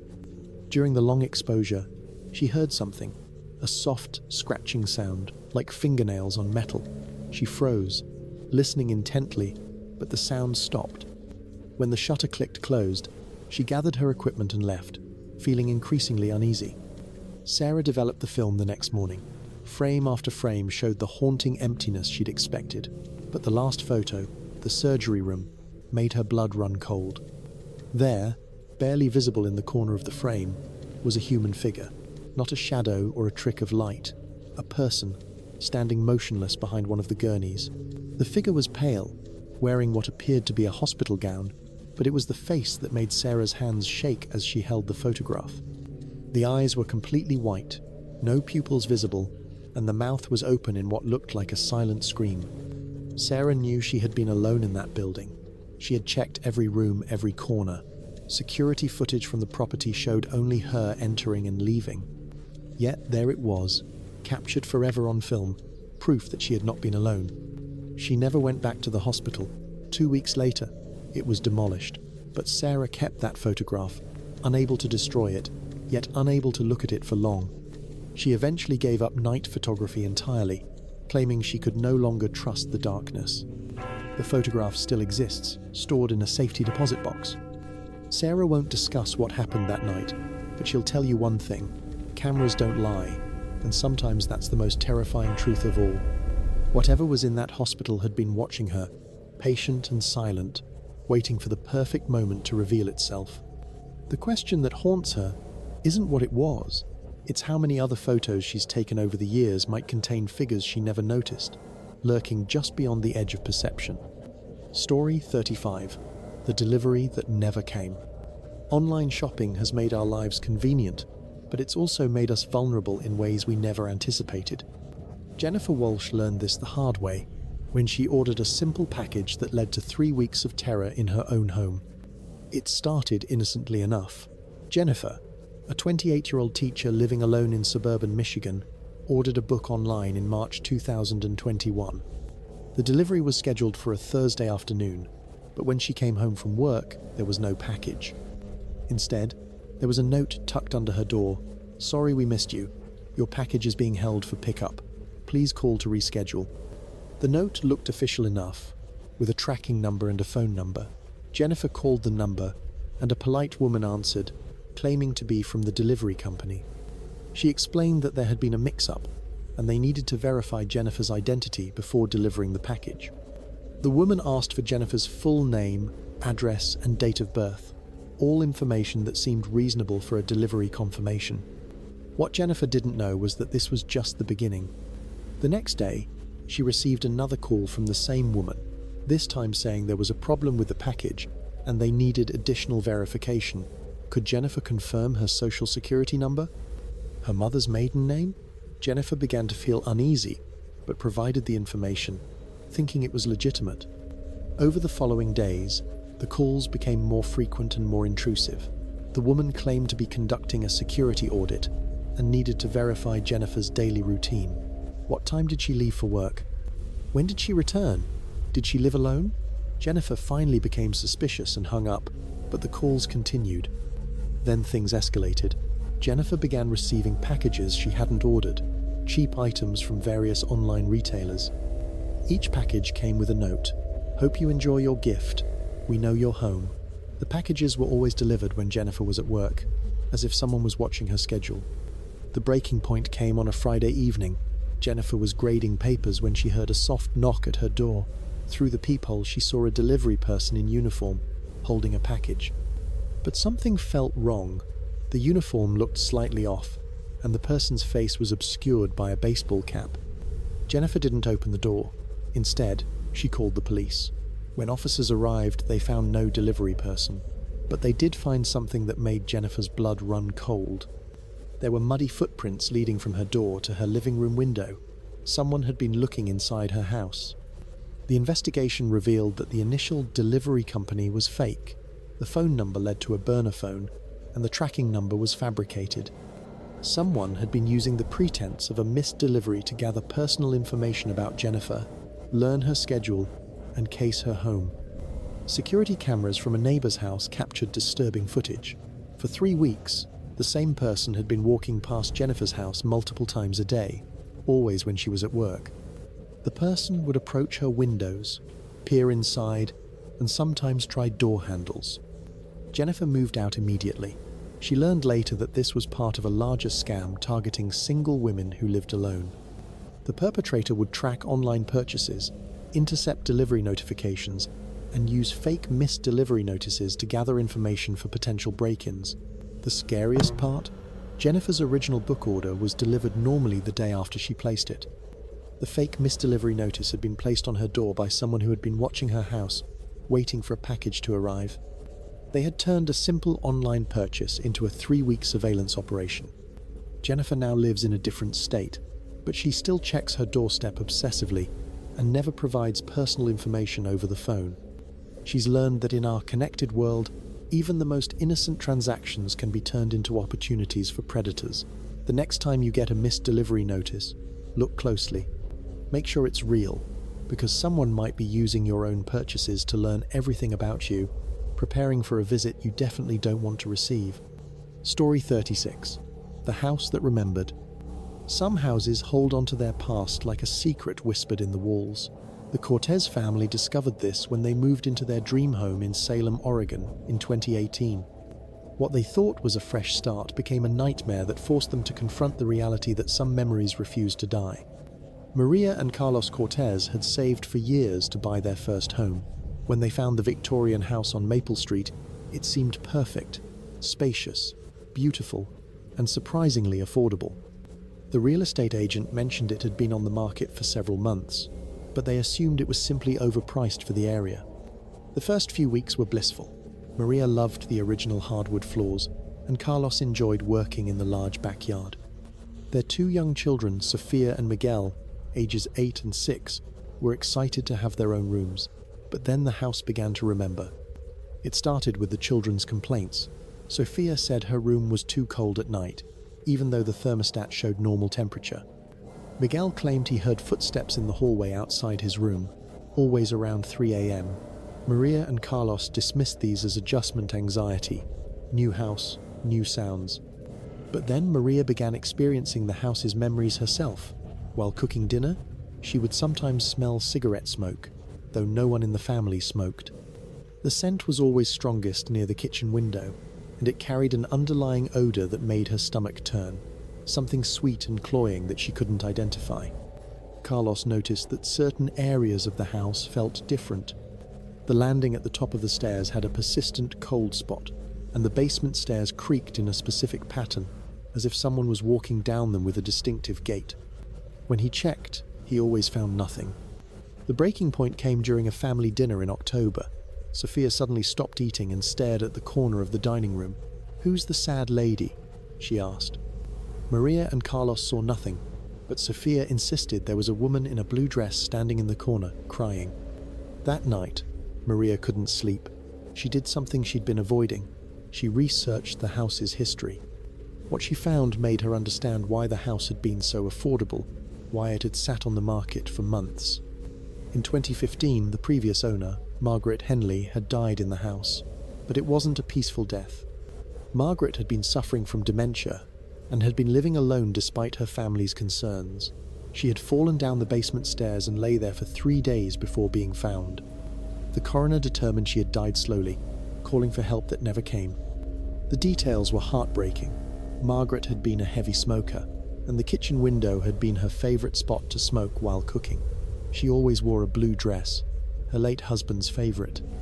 The cold spot on the landing was exactly where she had fallen.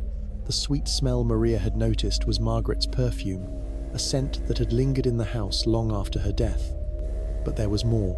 Neighbours told Maria that Margaret had been known to walk through the house at night during her final years, confused and searching for her husband who had died decades earlier. She would walk the same route every night, down the stairs, through the kitchen, to the living room, then back upstairs, always around 3 a.m.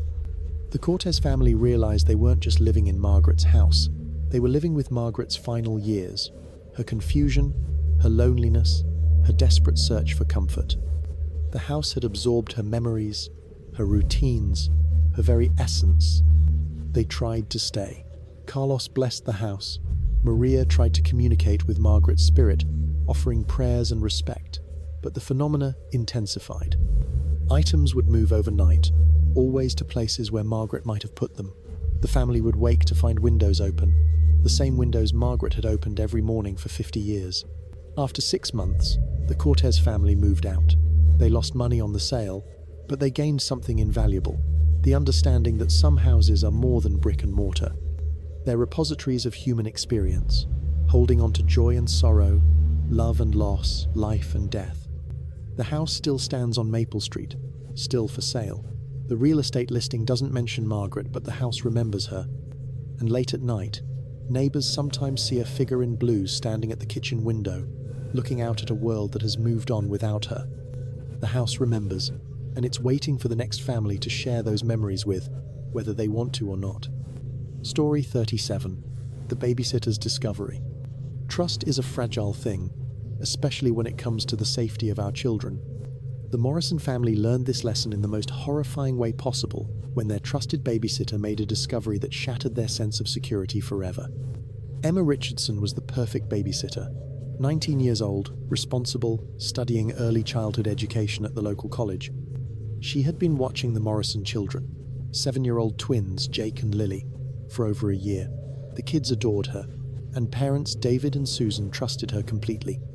That trust made what happened next even more devastating. It was a Saturday night in November 2020. David and Susan had gone to an anniversary dinner, leaving Emma to babysit until they returned around midnight. The evening started normally. Homework, dinner, bedtime stories. By 9 p.m., both children were asleep, and Emma settled in the living room to study. Around 10:30 p.m., Emma heard a soft thud from upstairs. She paused her reading, listening carefully. Old houses make noise, she reasoned, but then she heard it again, a deliberate sound, like someone setting something down carefully. The children's rooms were at the front of the house. This sound came from the back bedroom, the one the Morrisons used as a home office. Emma climbed the stairs quietly, not wanting to wake the children. The office door was slightly open, which seemed wrong. She remembered it being closed when she'd checked on the kids earlier. She pushed it open and turned on the light. The room looked normal at first glance. Computer on the desk, bookshelves lined with family photos, filing cabinet in the corner. But something made Emma look closer. On the desk, next to the computer, was a small digital camera she'd never seen before. It was still warm, as if it had been recently used. Curious and increasingly uneasy, Emma picked up the camera and turned it on. The screen showed the most recent photos, and what she saw made her blood freeze. There were dozens of photos of the Morrison children, sleeping, playing, eating dinner, but these weren't family photos. These were surveillance photos, taken from windows through doorways, capturing intimate moments when the children thought they were alone. Emma's hands shook as she scrolled through the images. Some were taken during the day when the children were home from school. Others were taken at night, through bedroom windows. The photos showed different angles of the house, different times of day, different seasons. Someone had been watching the Morrison children for months, maybe longer. But the most terrifying discovery was yet to come. The final photos on the camera were from that very evening. Emma saw herself putting the children to bed, taken from outside their bedroom window. She saw herself walking through the house, taken from the backyard. The last photo was of her sitting in the living room reading, taken just minutes before she'd heard the sound upstairs. Emma realized with growing horror that whoever had been taking these photos was still there. They had been inside the house, in the office, uploading tonight's surveillance photos while she was downstairs with the children. They might still be in the house. Emma called 911, her whisper barely audible as she reported an intruder. She locked herself in the children's room, waking them and keeping them close. Police arrived within minutes, but they found no one. However, their search revealed something that made the situation even more sinister. The home office window was open, and there were muddy footprints on the carpet leading from the window to the desk. In the backyard, police found a ladder positioned against the house, and footprints leading to a gap in the fence. But most disturbing of all, they found a small hide constructed in the neighbor's yard, complete with a sleeping bag and more photographic equipment. The investigation revealed that the Morrison family had been under surveillance for over 8 months. The perpetrator had been using the neighbor's abandoned shed as a base, carefully documenting the family's routines, focusing particularly on the children. The photos showed an escalating pattern of intrusion, starting with distant shots and progressing to close-ups through windows. What made this even more chilling was the discovery that the surveillance hadn't been random. The perpetrator had specifically targeted the Morrison family after seeing the children at a local park. They had followed them home, learned their address, and begun a methodical campaign of observation and documentation. The worst part was realizing how vulnerable they had been. The perpetrator knew their schedules, their habits when the children were alone, when Emma babysat. They had been planning something, and Emma's discovery had likely prevented a tragedy. The Morrison family moved immediately. They learned that their trusted neighborhood, their secure home, their careful routines had all been illusions. Someone had been watching their children, learning their vulnerabilities, preparing for something unspeakable. Emma never babysat again. She couldn't shake the feeling that she was being watched, that every sound in the night might be someone with a camera, documenting her movements, planning their next move. The Morrison children, now older, still have nightmares about the man who watched them through their windows. The perpetrator was never caught. The surveillance equipment was untraceable, and the shed had been abandoned for weeks by the time police discovered it. Somewhere out there, someone is still watching, still documenting, still planning. The question isn't whether they'll strike again, it's whether their next target will be as lucky as the Morrison family, or whether next time, the babysitter won't discover the camera until it's too late. Story 38. The apartment above. Living in an apartment building means sharing walls, sharing sounds, sharing lives with strangers. Rachel Martinez thought she understood this when she moved into her ground-floor apartment in Chicago in 2019. She had no idea that the unit above her would become a window into a nightmare that would forever change how she viewed the people living just feet away. Rachel's building was typical for the area, old, with thin walls and creaking floors. She could hear her upstairs neighbor's television, their footsteps, the occasional dropped item. It was annoying but manageable. The upstairs tenant, according to the mailbox, was someone named Jay Hoffman. Rachel had never seen them, but she assumed they were a quiet, normal person. The first sign something was wrong came after Rachel had been living there for 3 months. She noticed that the sounds from upstairs followed a very specific pattern. Every night at exactly 11:47 p.m., she would hear footsteps moving from the front of the apartment to the back, then stopping. This would be followed by a scraping sound, like furniture being moved, then silence until exactly 3:33 a.m., when the same sequence would repeat in reverse. Initially, Rachel assumed her neighbor worked an unusual schedule, night shift perhaps, or someone with insomnia. But as weeks passed, she realized the sounds were too precise, too ritualistic to be normal living patterns. It was as if someone was performing the same actions every night, with mechanical precision. The sounds grew stranger.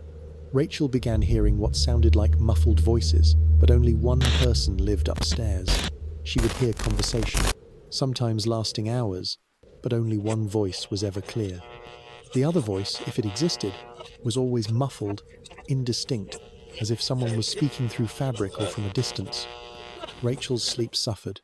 The nightly routine above her became impossible to ignore. She tried wearing earplugs, but the sounds were too deep, too structural. They traveled through the building's bones, vibrating through her ceiling and into her consciousness. She considered complaining to the landlord, but what would she say? That her upstairs neighbor was too punctual? The situation escalated when Rachel began finding things in the building's shared spaces.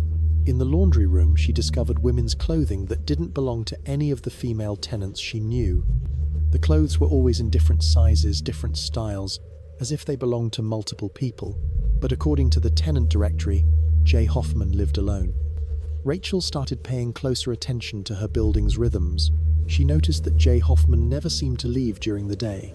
No footsteps heading to the door, no sounds of departure. But the mailbox was always empty, suggesting someone was collecting mail regularly. How was this possible? The breakthrough came when Rachel had insomnia one night and decided to sit by her window, which faced the building's back alley. At 3:33 a.m., exactly when the nightly routine ended, she saw something that made her understand the horrifying truth. A figure emerged from the building's back entrance, dragging what appeared to be a large, heavy bag. The figure was wearing dark clothing and moved with careful, deliberate steps. They loaded the bag into a van parked in the alley, then drove away. 2 hours later, the van returned, and the figure dragged a similar bag back into the building. Rachel realized with growing horror that she hadn't been listening to one person living upstairs. She had been listening to one person disposing of others. The muffled voices weren't conversations. They were the sounds of people who couldn't speak clearly, people who were restrained, people who were being held against their will. The precise timing made sense now. J. Hoffman was following a schedule, a routine for managing whatever was happening in that apartment. The scraping sounds were bodies being moved. The clothing in the laundry room belonged to victims. The empty mailbox meant someone was intercepting mail, maintaining the illusion of normal life. Rachel called the police, but explaining the situation was difficult. She sounded paranoid, even to herself. Officer Martinez, no relation, took her statement but seemed skeptical. However, he agreed to investigate, perhaps because Rachel's terror was so genuine. The police raid revealed something far worse than Rachel had imagined. The upstairs apartment contained evidence of multiple kidnappings spanning 2 years. J. Hoffman, whose real name was Jonathan Hoffman, had been abducting women from various parts of the city, holding them in the apartment, and eventually disposing of them in ways the police wouldn't discuss publicly. The apartment's layout explained the sounds Rachel had heard. Hoffman had converted the back bedroom into a prison, soundproofed but not enough to completely muffle the sounds. The front room was where he lived normally, maintaining the appearance of a regular tenant. The nightly routine Rachel had heard was his schedule for managing his victims. Rachel learned that she had been living beneath a serial killer for months, listening to his crimes through her ceiling. The punctual timing she had found so odd was actually Hoffman's methodical approach to murder. He kept schedules, maintained routines, turned kidnapping and killing into a systematic process. The most chilling discovery was a notebook found in Hoffman's apartment. It contained detailed observations about the building's tenants, including Rachel. He had been watching everyone, learning their schedules, their habits, their vulnerabilities. Rachel's name was on a list titled Future Projects. Hoffman was arrested and eventually sentenced to life in prison. Rachel moved out immediately, but she never fully recovered from the knowledge that she had been living beneath such horror. She couldn't shake the feeling that every apartment building might contain similar secrets, that every footstep from above might be masking something unspeakable. The building was eventually demolished, but Rachel still wakes up sometimes, thinking she hears those precise footsteps, that mechanical routine of evil playing out in the darkness above her. She learned that monsters don't just hide in the shadows.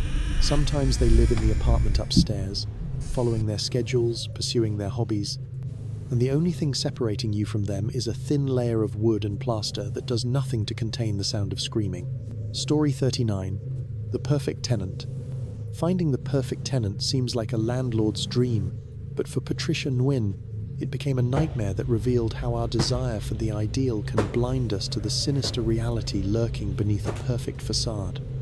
Patricia had been renting out the small apartment above her garage for years, and she'd seen every type of tenant imaginable: noisy college students, unreliable artists, families with too many pets.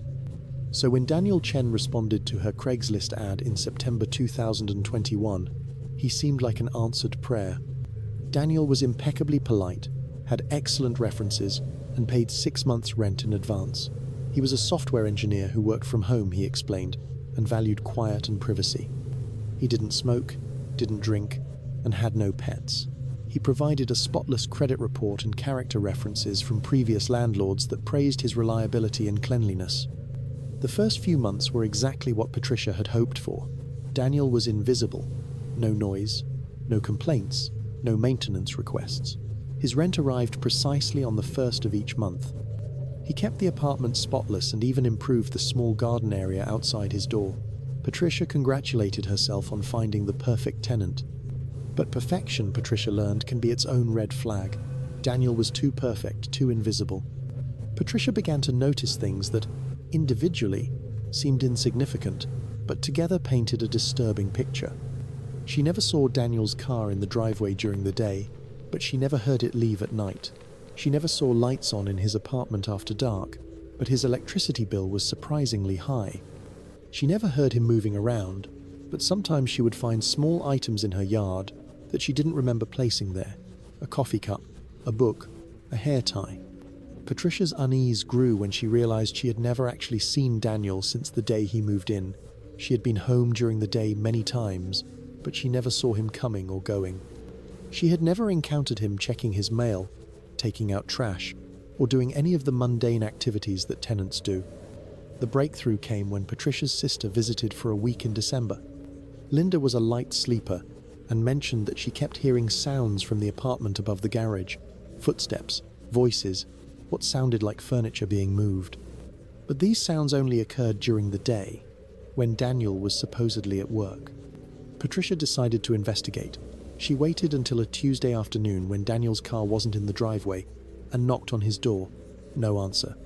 She used her master key to enter, planning to check for a maintenance issue that might explain the sounds. The apartment was pristine, exactly as she expected, but it was also clearly uninhabited. The refrigerator was empty except for a few props: a milk carton, some condiments. The bed was made with hospital corners but showed no signs of being slept in. The bathroom was spotless, with towels arranged perfectly but bone dry. Patricia realized with growing horror that Daniel wasn't living in the apartment. He was using it for something else, something that required him to be there during the day when she assumed he was at work. But what? She found her answer in the apartment's small closet. Behind a false wall, she discovered a sophisticated surveillance setup. Multiple monitors showed feeds from cameras placed throughout her neighborhood. She recognized her own house, her neighbors' yards, the street in front of her home. Some cameras were obviously placed in trees or on poles, but others showed interior views of homes.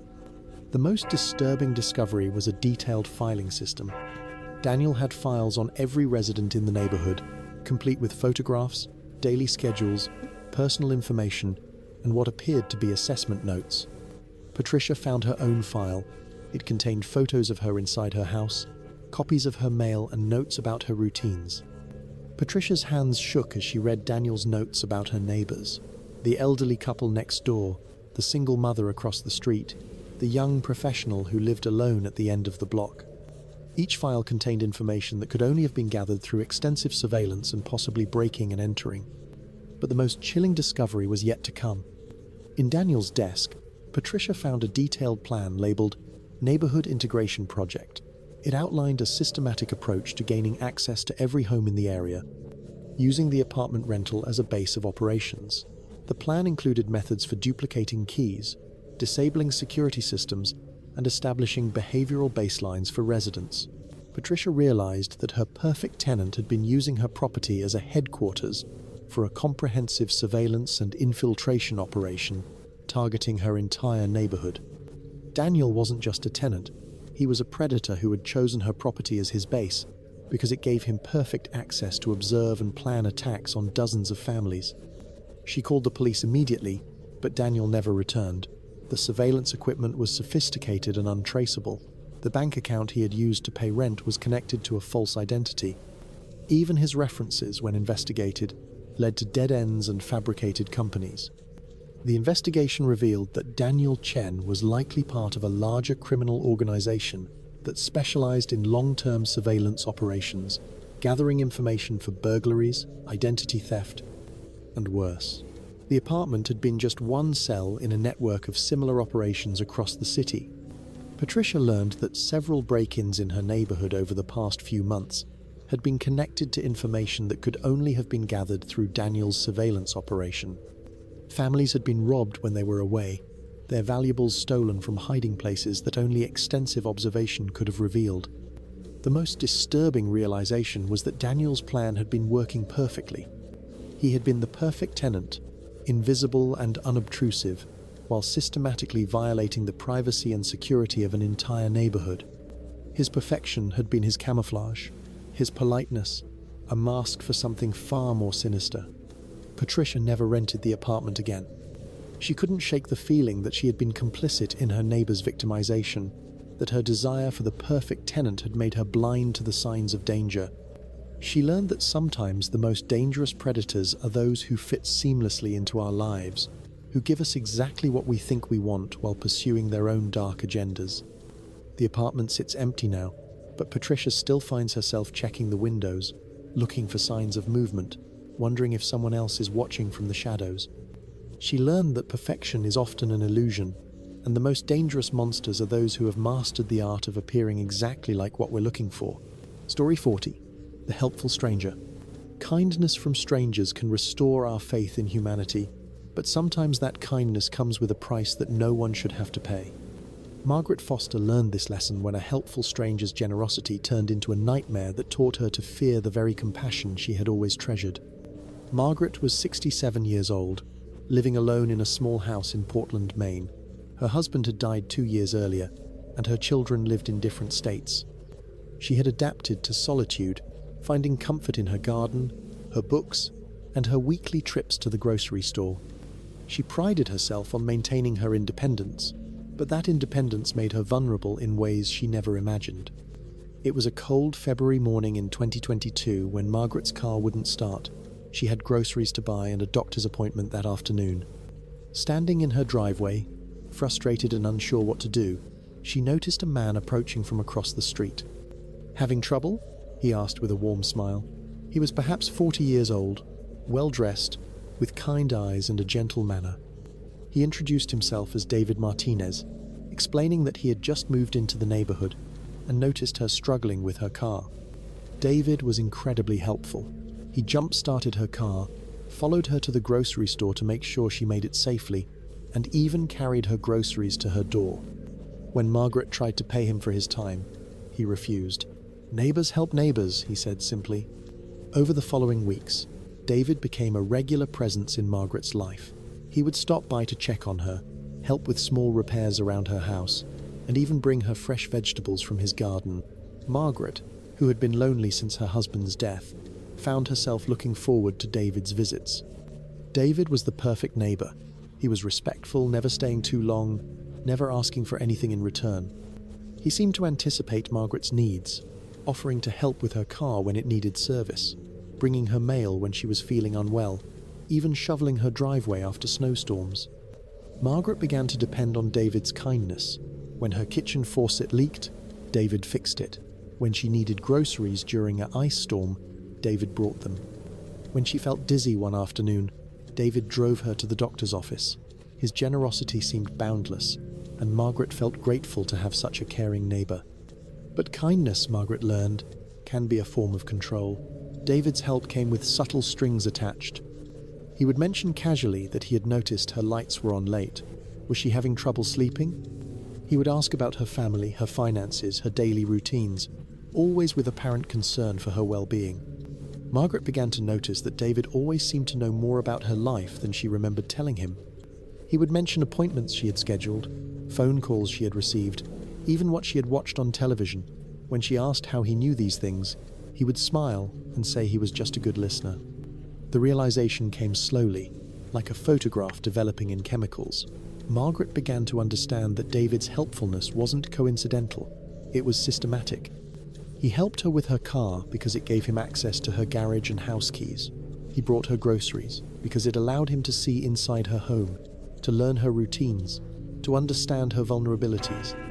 The breaking point came when Margaret decided to visit her daughter in Florida for a week. She mentioned the trip to David, and he immediately offered to watch her house, collect her mail, and water her plants. Margaret gratefully accepted, giving him her spare key and detailed instructions about her home's care. But something made Margaret return a day early. Maybe it was intuition, or maybe it was the uncomfortable realization that she had become too dependent on David's kindness. She arrived home to find David in her living room, not taking care of her house, but systematically going through her personal documents. David had her financial records spread across her dining table, her jewelry box open, her prescription medications organized by type and value. He had been photographing her personal documents, copying her bank statements, and cataloging her valuables. Margaret realized with growing horror that David's months of kindness had been a long-term reconnaissance mission. When David noticed Margaret standing in her doorway, he didn't seem surprised or embarrassed. Instead, he smiled that same warm smile and explained that he had been helping her organize her affairs. He had noticed that she was getting older, becoming more forgetful, and he was simply making sure everything was in order for her. Margaret recognized the manipulation immediately. David had been using his kindness to establish control over her life, to gain access to her home, her finances, her personal information. His generosity had been a form of grooming, making her dependent on him so he could exploit her trust. The police investigation revealed that David Martinez wasn't who he claimed to be. His real name was David Kellerman, and he had been targeting elderly residents throughout New England for years. He would move into neighborhoods, identify isolated seniors, and begin a systematic campaign of helpful infiltration. David's method was patient and sophisticated. He would spend months building trust, gradually increasing his access to his victims' lives. He would learn their routines, their vulnerabilities, their financial situations. Then he would either rob them directly or use their personal information for identity theft and financial fraud. Margaret learned that she had been lucky. Other victims had suffered far worse fates. David had convinced some seniors to change their wills, to give him power of attorney, to sign over their homes. One woman had been found dead in her house, apparently from a fall, but investigators suspected David had orchestrated her death after securing access to her estate. The most disturbing discovery was that David had been living in Margaret's neighborhood for months before approaching her. He had been watching her, learning her routines, waiting for the perfect moment to begin his campaign of helpful manipulation. Her broken-down car hadn't been coincidental. Investigators found evidence that David had sabotaged her battery. Margaret moved in with her daughter in Florida, but she never fully recovered from the betrayal. She had always believed that kindness was one of humanity's greatest virtues, but David had weaponized that belief against her. She learned that predators don't always attack with violence. Sometimes they attack with generosity, using our basic human need for connection and community as a trap. David was eventually sentenced to 15 years in prison, but Margaret knows there are others like him out there. They're the helpful strangers who appear exactly when you need them most, offering exactly the help you didn't know you needed. They're patient, kind, and generous, and they're waiting for you to trust them completely. Because once you do, you'll discover that the most dangerous predators are those who hunt with kindness, who trap their victims with compassion, and who understand that sometimes the best way to destroy someone is to help them first.